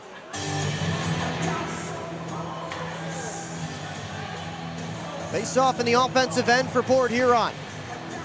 Larkin at the line, flips it through. Tecumseh gets to it. It's Tecumseh, Alexander, and Price on this shift. Alexander to the back door looking for Price. Larkin claps it back that way. Hit the referee. Price on his backhand settles things down. Favaro walks in, looking in front for Alexander. He was tied up with Ryder. Grant Mentis. Puck knocked down by Price with his glove. And now Price looks to work up. Headman feed looking for Alexander, cut off by Dunford. And a hand pass called here against the Wolves. Past the midway point of period 3. Still a 4-goal lead for Port Huron on Flags Throwback Night. Discover everything banking should be with Advia Credit Union, like earning real financial advantages. You can earn up to $1,000 with your new account. Plus, save an average of nearly $4,000 in interest when refinancing. Get started with a low-rate credit card balance transfer. Enjoy easy access to your money anytime, anywhere. Make the switch today at adviacu.org/real people. Advia Credit Union. Real advantages for real people.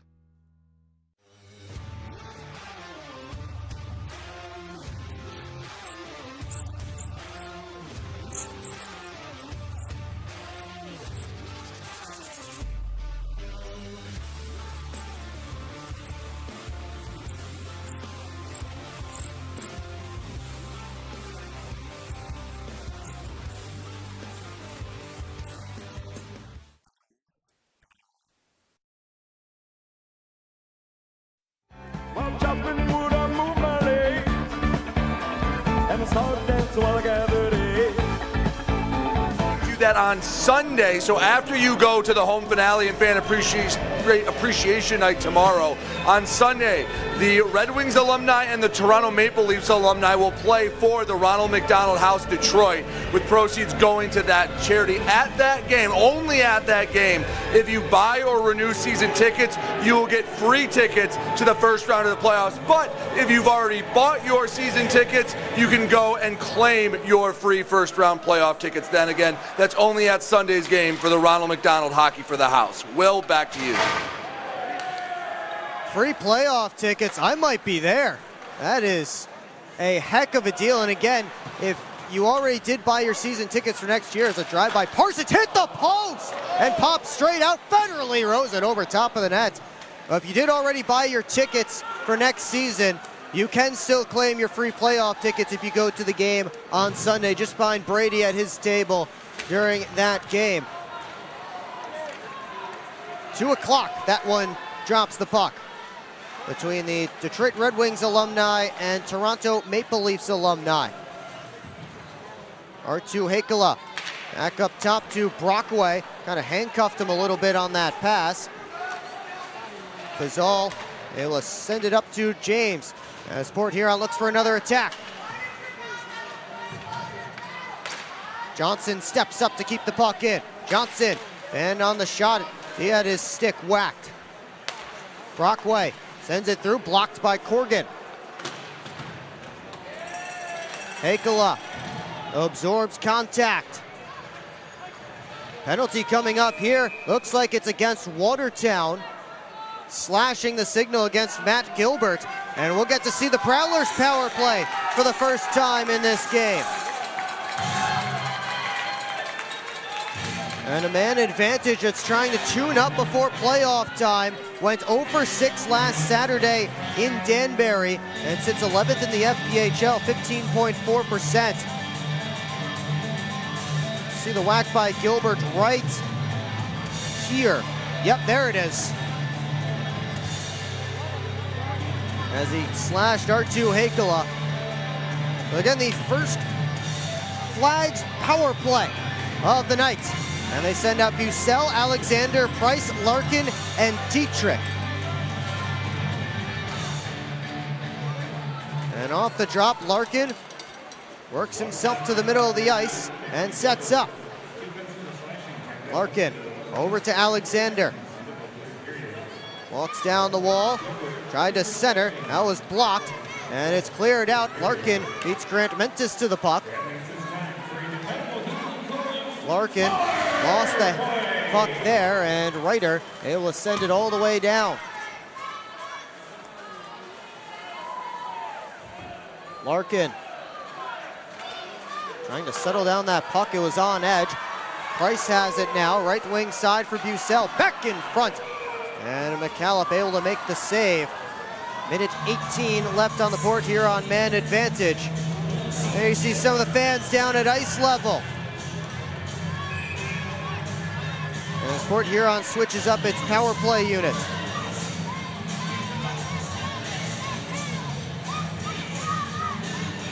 Price did get a touch on that attempt towards the net from Bucell. McCallop had the angle. As again, Port Huron switching units. Federley jumps over a loose stick. It's Trevor Newman playing without a twig. Favaro with a rip, gloved and held by McCallop. This unit, Federley, Favaro, Johnson, James, and Hakala.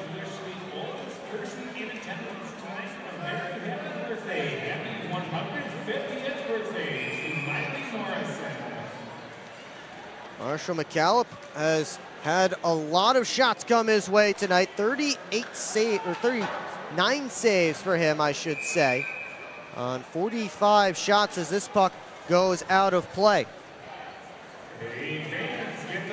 CJ's Bar and Grill keeps the kitchen open until 1 a.m. and gives you a 10% discount for wearing Prowlers gear on a home game day. It's the perfect place for all of your post-game celebrations.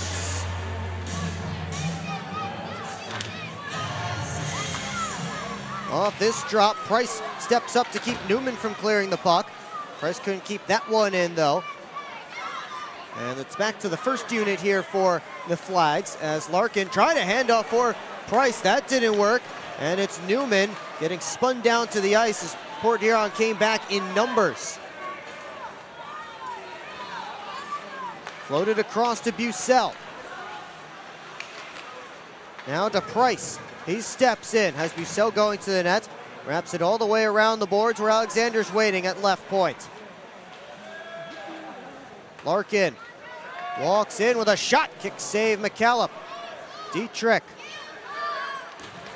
Over to Larkin, off his stick. Down to Bucell, kicked hard off his skate. And the Wolves clear it all the way back down. That should take care of the rest of the penalty time. So Port Huron's power play 0 for 1 tonight as Hakala streaks in. Hakala with a move to his backhand, still with it. In and out of the glove of McCallum. Johnson walks the line. Slips it down to Favaro. Handoff for James. Johnson up top.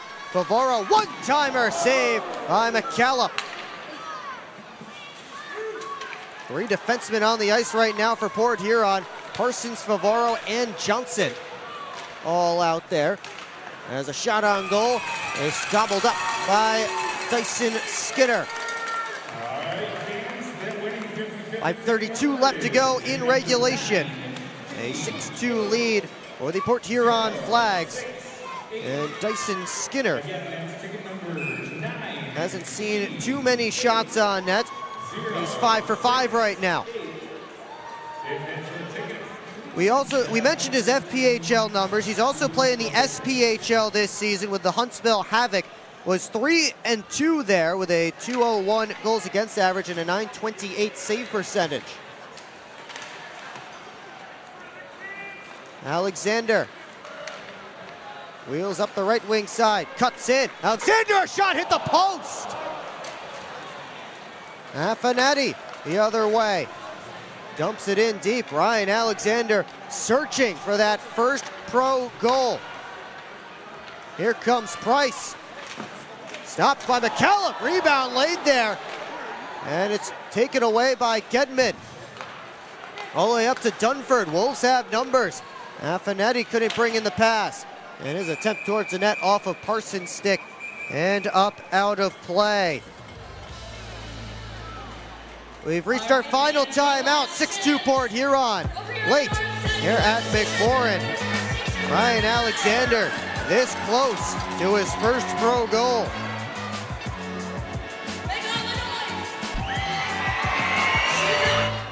Discover 1195 Gastropub in Marysville.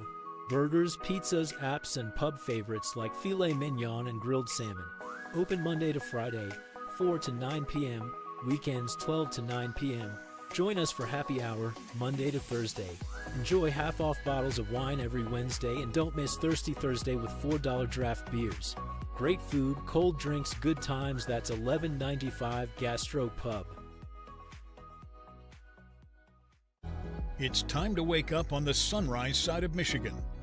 Wake up to beautiful beaches. Wake up to vibrant urban landscapes. Wake up to unique eats.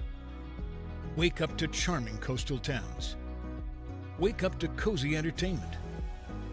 Wake up to Michigan's Thumb Coast.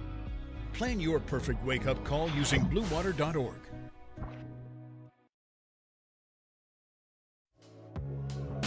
We invite you to tune into our next broadcast tomorrow night when the Flags transform back into the Port Huron Prowlers. They host the Watertown Wolves for Fan Appreciation Night here at McMorran Place. But if you can't make it here, be sure to tune in. 6:05 puck drop, 5:50 pregame show here on the PHP Network. But again, Fan Appreciation Night tomorrow. Not one, but 2 giveaways at the door. They skate with the team after, Kids Zone, all the fun stuff. So be sure to get out here for that one. phprowlers.com/tickets is your hookup. James tried to saucer it ahead to Bazal, who is heading up ice. Now it's Grant Mentis, watched by Hakala. Marquise Grant Mentis dangles around his own man, Ryder. Larkin around to Favaro. Tossed ahead, glove down by Varava. Bucell for Favaro. Under 4 to go in regulation. Port Huron has this game well in hand. Here's Austin Federley with a goal and assist tonight. How about a second?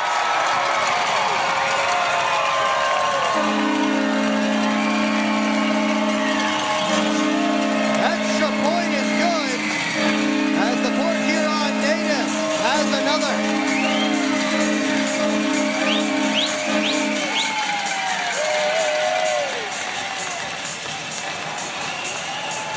That one just an absolute rip from the high slot. He's able to cut in and pick his spot, high glove on McCallum.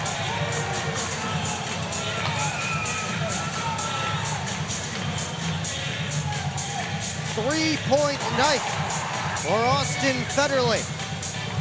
He's now up to 20 points this season. And we've mentioned it a couple of times on this broadcast. It's good to see Federley back in his natural forward position, both because it's good to see him playing his natural spot, and the Prowlers are certainly better when he's in his regular spot where he's used to playing, but also it means that the Port Huron defense core is healthy and deep.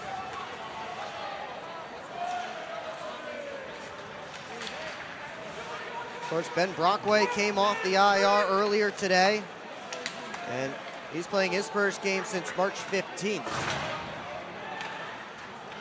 Brett Lockhart actually got the night off tonight. We'll see who gets the night off tomorrow as Alexander steps off the wall, gets in with a shot, and fought off by McCallum. Price trying to backdoor play, and Tim Morgan taps it in.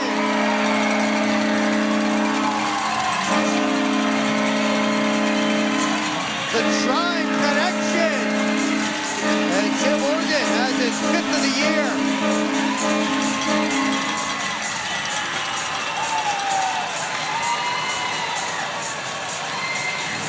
Watch Oregon cut right back to the front of the net, and Price found him for an easy tap and goal.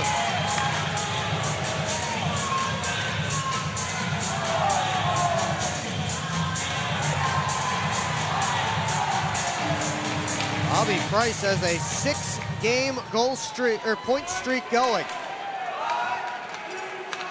51 points this season for him.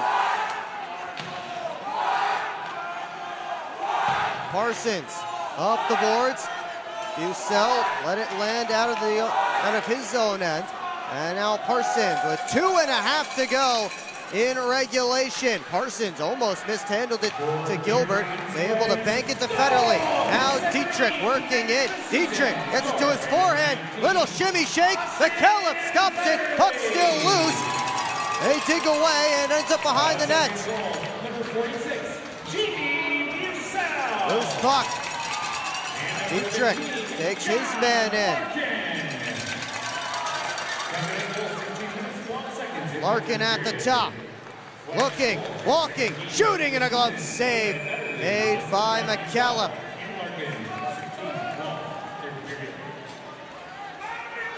We invite you to stick around for the post-game report here on the PHP Network. We'll have highlights and analysis from this one. We'll also hear from our Gunther Graphics player of the game and Prowler Associate Head Coach Chris Pullen. Post-game stats and more. It's all coming up on the PHP Network. Time of the goal, 17 minutes, 9 seconds into the third period. Flags goal, season scored by Oregon, assisted by Price. 17:09, third period. Bazal and Grant Mentis on this face-off. And if I have a vote, which, spoiler alert, I do, I'm picking Austin Federley for the first star of the game, our Gunther Graphics player of the game tonight. Alex Johnson tips the puck in.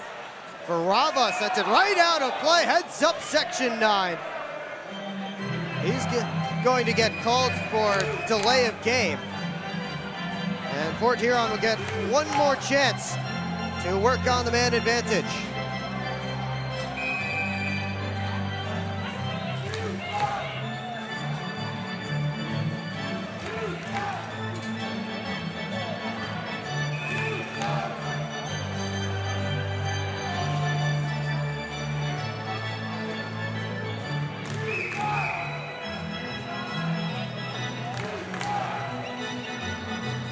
like a timeout here has been called, I believe by Chris Paulin's group, as he's drawing something up.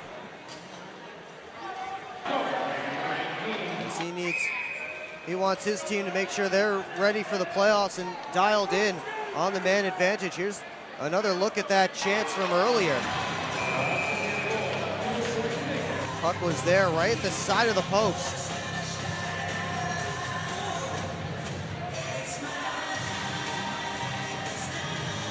Alexander, Bucell, Dietrich, Larkin, and Price getting set for the draw.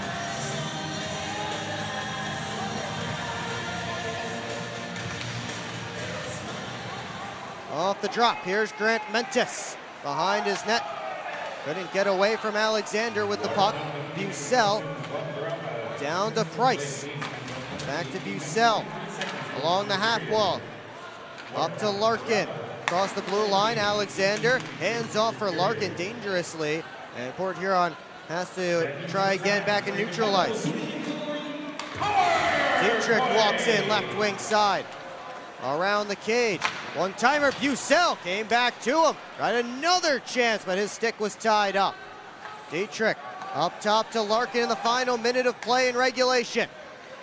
Alexander down the wall. Up to Larkin. Dietrich has his stick up, hoping for a one-timer, but Larkin stick handled it over the blue line. And we get an offsides call. How about the beer tower there? Sweet 3 is having a great time.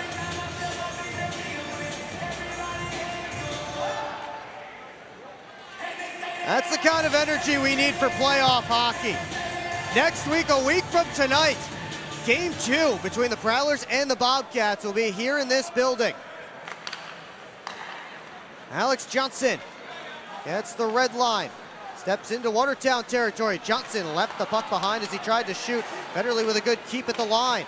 Favaro to Johnson. Looking in front. Sent it there off a Wolves stick and then off the back of the post. 25 to go in the period and in the game. Federley couldn't keep it in at the line. Favaro up to Johnson. One last rush as Port Huron tries to get 9. James Johnson scores! It leaks through the Gallups high ball, and one more for the road.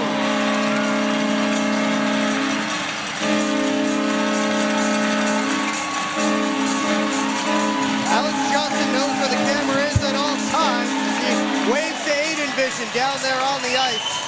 9-2 Port Huron with 8.1 seconds to go.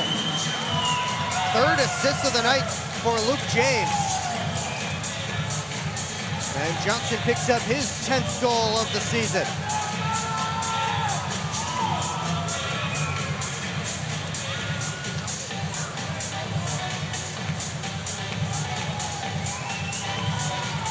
And now this season, the Prowlers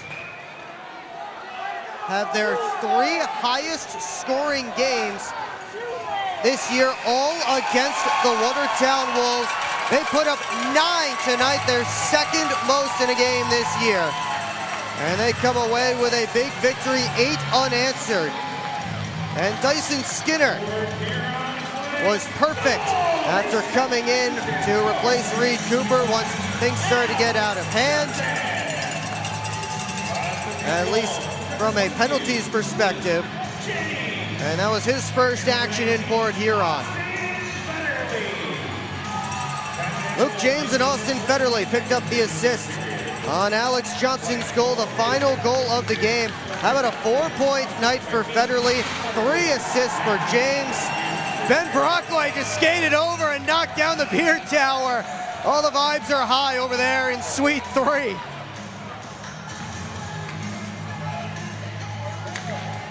As the Flags salute their fans here tonight. Let's stick around, we'll have the 3 stars of the game announcement. Also hear from our first star of the game. And we'll get locker room reaction from tonight's game. Boy, it was a rocky start for Port Huron, but that feels like a long ways away as they came back and played a heck of a game, dominating the rest of the way, out shooting Watertown 55-22, one shot off their season high, which also came against the Watertown Wolves on March the 27th. That was last time the Wolves were in this building.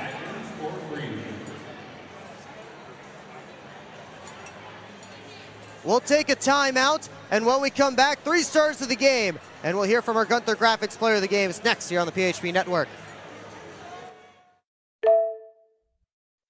Are you sick of asking somebody else to live your own life? I'm Josh with the Franchise Guys. If you're ready to quit your job or build your empire, I'll help you trim down my 800 franchise brand partnerships down to a few that fit you, fit your goals, and fit your budget. With options from senior care to airplane detailing, there's an opportunity for you. Owning a franchise can have up to a 90% success rate. That's better than job security. With the systems and support of a franchise, you won't be making all those costly mistakes as you would if you started your own business from scratch. And with options as low as $6,000 to get your own job-replacing business, there's no better option for you than to book a free call with me and my team. Visit GoFranchiseGuys.com. Stop dreaming about a better life and go live it.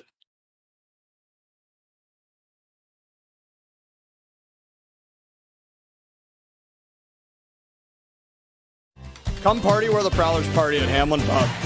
With 10 locations including locally in St. Clair, Richmond, and Chesterfield. Hamlin Pub is the best place for your hangout. Watch the Prowlers or your other favorite sports teams on their mini screens throughout the pub and get your weekend going with live entertainment every Friday and Saturday. Come party like the Prowlers at Hamlin Pub.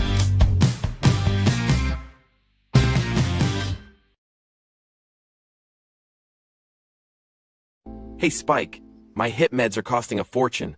My humans are stressed, and they're pretending it's fine. You're not alone, Max. My humans are cutting back on my flea and tick meds. Ugh, tell me about it. My thyroid pills were draining the kibble fund until we found Global Pharmacy Plus. Online stores?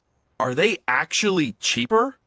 Way cheaper. They save my humans 40% or more compared to those other big online sites. My humans can finally afford on premium treats again!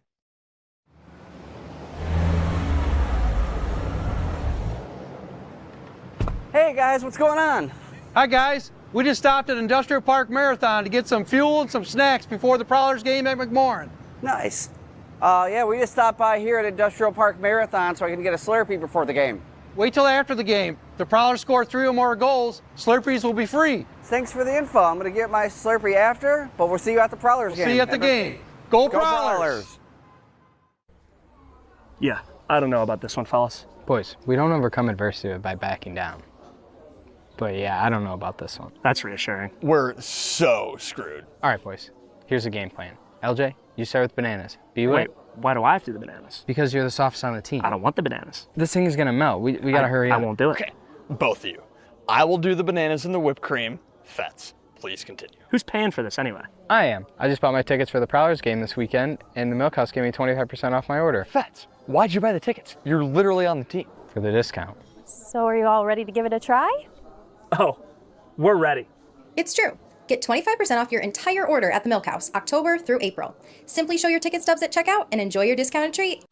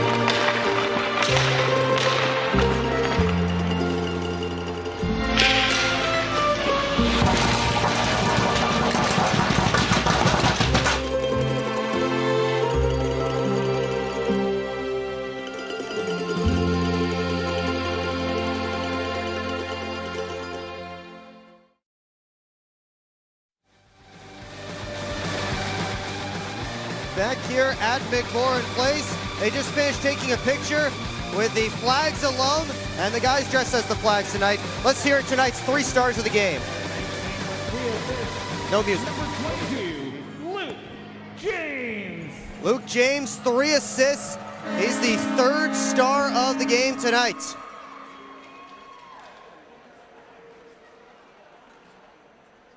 The 2nd star of tonight's game with the Gordie Howe hat trick. Number 51, Matt Graham. Matt Graham, a Gordie Howe hat trick tonight as they announce it in the building. And the 1st star of tonight's Second star of the game. 2 goals and 2 assists. Number 19, Austin Federley. Austin Federley, the 1st star of the game tonight. 2 goals and 2 assists, wearing that Flags logo on his jersey as he did when he was a kid growing up. And how special is that? 2 goals, 2 assists for him tonight. And he gets to chat again with our Brady Beaton for our Gunther Graphics Player of the Game. Down here on the ice with our Gunther Graphics Player of the Game, Austin Federley. Fets, you guys, big win, 9-2. Besides that, what does it mean to put on the Flags uniform, the first team that brought hockey here, and wear that from some of the all-time greats in Port Huron? Yeah, it's just a big tradition for us. Wearing it as a youth and now as a pro, seeing all the guys that come through, the names on the wall, just leaves legacy, right? And that's what we're trying to do too. And it just is very honorable. You guys, after going down early, tied at 2 after a period, absolute dominate the last 40 minutes. What did you guys start to do right in the second 2 periods? Yeah, I think we just got back to what has made it successful all year. We work hard, forecheck well, stick to our systems, and we're just relentless. Finishing out the regular season tomorrow, Fan Appreciation Night. What do you guys got to do to get ready for the playoffs? It'll be a quicker turnaround tomorrow night. Pay homage to the fans then, and also get ready for hopefully a long and exciting playoff run. Yeah, we got a couple tricks up our sleeve for Blue Ridge, and then hopefully Binghamton if they make it through. So, we're just going to prepare like tomorrow is Blue Ridge and keep going from there until we make it all the way to the finals. Well, Fets, as always, I appreciate it. Thank you, and congrats. Thanks, Brady. Our Gunther Graphics Player of the Game, Austin Federley. Will, back to you. Thank you, Brady, and thank you, Captain Austin Federley. And you heard him talk about he wore that crest growing up and how special it is, that tradition here in Port Huron. It started with the Flags. Now here we are with the Prowlers all these years later, 50-plus years later since the original Flags first took the ice. And hockey is strong here in the Port Huron community, and it's awesome to see that represented here tonight. Well, let's see if we can figure out what happened in this game as we take a look back through this one. And look, it started the first period, and it started dicey for the Port Huron side as the first goal of the game was an own goal. And you don't see that very often, especially in this fashion, as Grayson Dietrich tried to stick handle in front of his net, and Hunter Hall gave him pressure from behind, and Dietrich ended up stick handling it right around Reed Cooper. And that was the first goal of the game, and it came just 1 minute and 12 seconds in. Hall gets credit for the goal. But Port Huron responded less than 2 minutes later as it was a nice pass in front from Luke James to Jamie Bucell, who was on the backside, and Bucell on the second whack able to put it home, and he felt like, all right, maybe Port Huron's got something now, and now they're cooking. They shook off the early mistake, but then Watertown got a power play, and Matthew Gordon let a wrist shot go from the point that Reed Cooper did not see. He had Hunter Hall right in front of him, but this is not a very Reed Cooper-like goal that you saw right there. And it was 2-1 Wolves at that point, and it was 2-1 for a majority of that first period. But Cooper locked things in from there. He didn't give up another goal, and his team got a chance to tie things up again. And it was the guy who put the first puck in the net, Grayson Dietrich, who put the puck in the correct net this time. as he got to walk down Main Street and fire it high. Blocker shows 2-2 after 20 minutes of play. Port Huron kept the foot on the pedal in the second period. And how about hard work down low, couple of whacks, and it was Matt Graham who got the last one, just slipped it through McCallop. And Port Huron took its first lead of the game. It would not relinquish that lead. Less than 2 minutes later, Austin Federley surprised Marshall McCallop with a shot from the circle as he just caught it and ripped it. And you see McCallop doesn't even react to that shot. He was not expecting it. And that made it a 4-2 game at that point. And late in the period, that line struck again. All three guys on that line scoring in the second. It's Graham back to R2 Hakala, little give and go. And for Matt Graham, that's his 400th assist in the FPHL, the second player ever to reach that mark. So on a night where we're celebrating Port Huron hockey history, how about some FPHL history here in the building? And then things just kept toppling over for the Prowlers in that third period. Vinny DeCumbis on a breakaway, able to find the rebound in the blue paint. That made it 6-2. It was 6-2 with under 4 minutes left. And how about a couple of more goals? 2 in the span of a minute. And first, Austin Federley's second of the game. A nice cut to the middle and a rip glove side on McCallop. And then again, less than a minute later, Bobby Price able to find Tim Organ right in front. As Organ found the rebound, sent it down low, and got it back from Price. So a couple of give and goes from Port Huron in that game. Alex Johnson put the finishing touches on it with a power play goal that came with 8.1 seconds left. That final Alex Johnson goal. And then we also had a lot of fisticuffs throughout this game, mostly in the second period. I had Doug Redford, the former Port Huron Flags broadcaster, up here, and it was probably the most IHL period that we saw all season. McCallop and Brockway got involved. The first clip you saw was a fight between Brian Parsons and Marquise Grant Mentis after Grant Mentis bowled over Reed Cooper. Cooper's night was over shortly after that as Coach Paulin and the rest of the Prowlers are trying to preserve Cooper for the playoff run coming up next week. Wolves, of course, have no such worries as far as playoffs go.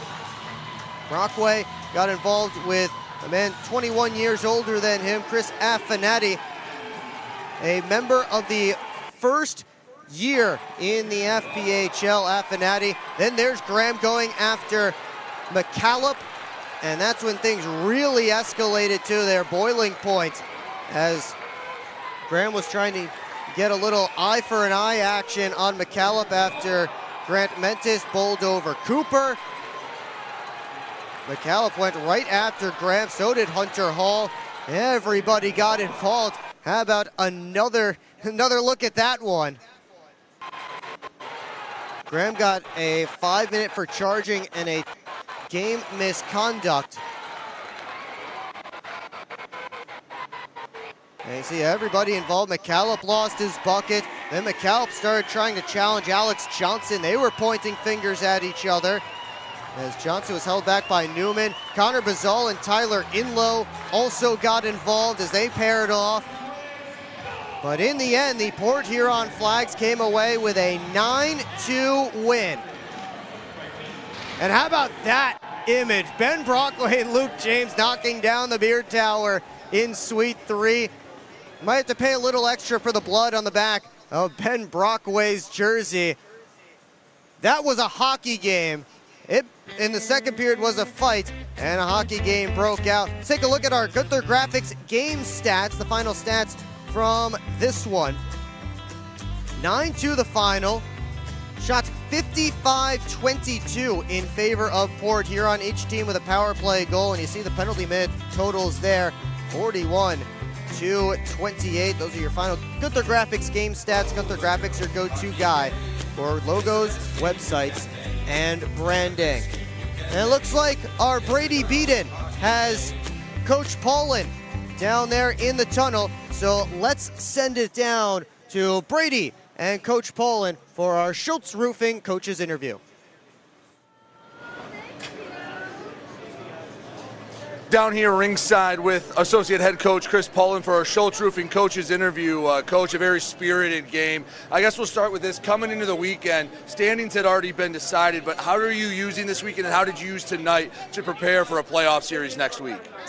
Yeah, every time you put on this jersey, wear this logo, it's very special, and guys don't take it lightly. So it doesn't matter if it's the standings are in play or not. Guys are going to protect each other, and guys are going to play for each other. We always say play for the logo and those who wear it.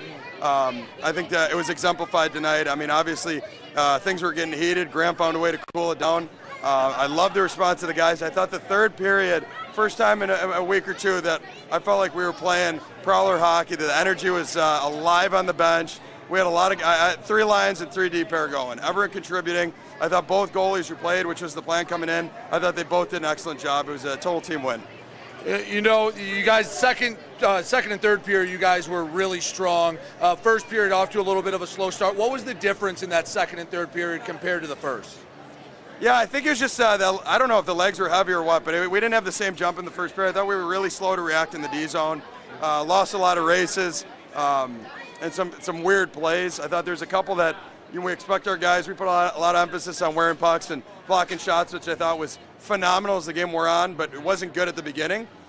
We addressed it with a couple guys, and I think those guys came back and made the appropriate adjustments, showed improvement. And I think obviously Coop hadn't played in a long time, and within 5-10 minutes he showed that he was back to form for sure. So, I mean, how important was it to get Coop out there after being out a while before a playoff series where, you know, some might expect you to lean on him, to get him out there and get on the ice before the playoffs? For him, it was huge. For me, he's played the game a long time. I love the way he prepares, his mentality. He could go out there and, he could be a rock star from, any time he wants to be. That's a decision he can make. But I think for him, it was nice to get his legs back a little bit. It's obviously different game versus practice. Right. So for him to go 40 minutes and, do what he did, I thought was huge. I think the second period he played was a game-changing. The game was still absolutely in the balance, and 3 or 4 saves that he made were game-changing saves. And then, obviously, I'm sure you're going to ask about it, but Skins' first game as a Prowler, coming in off the bench, and he dominated the game. So he didn't have a lot of chances, and when he did, he absolutely was all over it, dominated the game. Last question for you. I talked to Fetz a little bit about this, but to wear the Flags jersey, to pay homage to those that came before you, in front of some of the names that are up on the wall, what did it mean to you as the coach and to this team to carry on the torch of Port Huron hockey? It's unbelievable. This is of all the places I've ever been, this is the most community feel I've ever had in an organization. It's unbelievable the support that you get in the community. We really feel like we're competing for a championship, not just players, coaches, staff. We're competing with our corporate sponsors, our fan base, our season ticket holders. We're all one. So to represent something bigger than just ourselves, represent really like a heritage in the community, because this isn't just about hockey. This is the fabric of Port Huron. The Flags are totally in the fabric of Port Huron. So to represent everyone here, everything that we've been building towards, it's bigger than yourself, and that's what I love about this organization and our passionate supporters. We're all in this together, and it's just fun to share the night with them. Well, Coach, you gave them something to celebrate tonight. One more game in the regular season. I look forward to talking to you tomorrow night. As do I. Well, that's our Schultz Roofing coaches interview with Associate Head Coach Chris Poland. Will, back up to you. Thank you, Brady, and thank you, Coach Poland. And I guess color me incorrect on the reason for Reed Cooper getting pulled out of the game. It was apparently the plan all along, according to Coach Poland. So I guess that's a strike for me. We'll talk about it and see if I still have a job when we come back here on the PHP Network.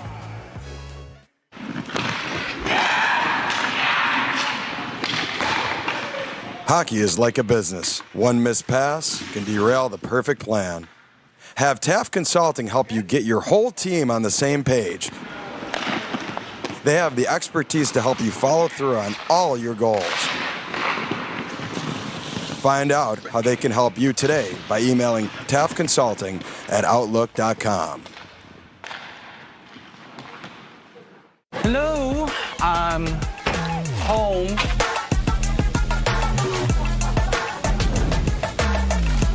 There he is. What is happening? Relax. We won. They brought back the snack wrap. Spicy or ranch? Spicy. Go. Just one little bite. Can you stop? Oh, sorry. Gather your crew. Snack Wrap is back. SMR Automotive Systems is part of the Motherson Group and a proud community sponsor of the Port Huron Prowlers.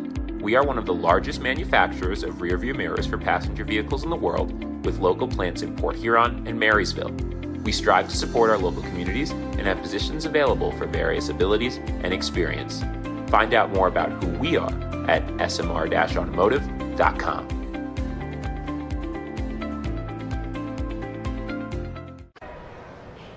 Is that him? Look over there. It's Bob.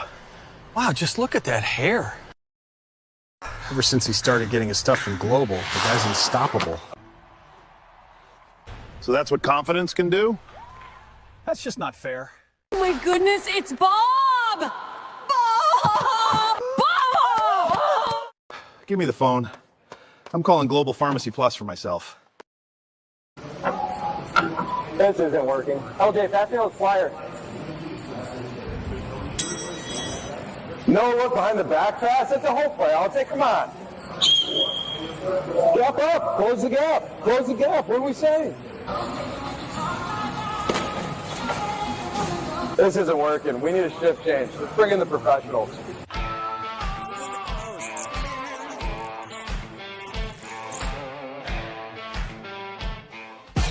What's more authentic than a Hungry Howie's Detroit-style pizza? Nothing. We're not playing around with the pizza of our birthplace. Thick crust, cheese to the edge, sauce on the top.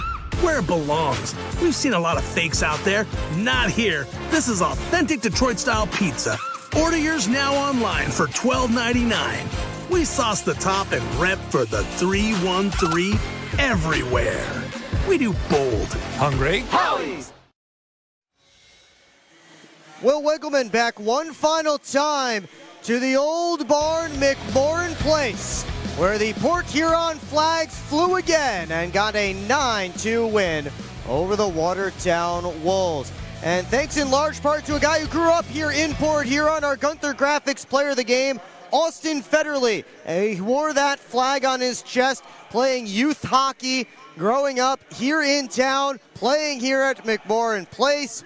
And he got 2 goals and 2 assists tonight for 4 points as he captained his side to a big win. Time now to take one last look around the FPHL before we wrap things up. We start in Danbury, where the Binghamton Black Bears have a 4-3 lead over the Danbury Hat-Tricks as we begin our Love After Hours out-of-town scoreboard. Blue Ridge Bobcats got a late goal from Carson Gallagher to finish off the Twin City Thunderbirds. 4-3 Bobcats, the final in Winston-Salem. It took overtime, but Kirk Underwood completed a big comeback win for the Columbus River Dragons. They trailed 6-2, 4 minutes into the third period, came all the way back to tie, and Underwood got the game winner. Kyle Moore and Tyler Barrow had 5 points apiece. Moore with a hat trick for his 5-point night. How about a hat trick in Topeka? Cam Clark with the Hattie. And the Scarecrows took down the Sentinels 5-2. Biloxi and Baton Rouge battling down on the Bayou, still playing in the third period. It's 4-1 Zydeco. And finally, midway through the third in Monroe, the Athens Rock Lobsters have a 3-2 lead on the Monroe Moccasins. If Athens wins that one in regulation, they will clinch the Continental Division title. Out-of-town scoreboard presented by Love After Hours Boutique and Boudoir. Use code Prowlers for 15% off at Love After Hours. Well, that's going to do it for us here on the PHP Network. So much thanks to go around to our entire crew. Christian Jackson, Andres Hyde, Liz Brown, and Kyle Cossin were producing and directing our game tonight. On the cameras, Kim Nelson, Paul Campbell, Elizabeth Sullivan, and Aiden Bricker. And Zach Dotson was on the graphics. I want to remind you again to tune in to our game tomorrow night when the Prowlers and the Wolves do it again. Puck drop scheduled for 6:05 p.m. and the pregame show starts at 5:50. It's all right here on the PHP Network, but if you can make it out, that's Fan Appreciation Night. Get your tickets now at phprowlers.com.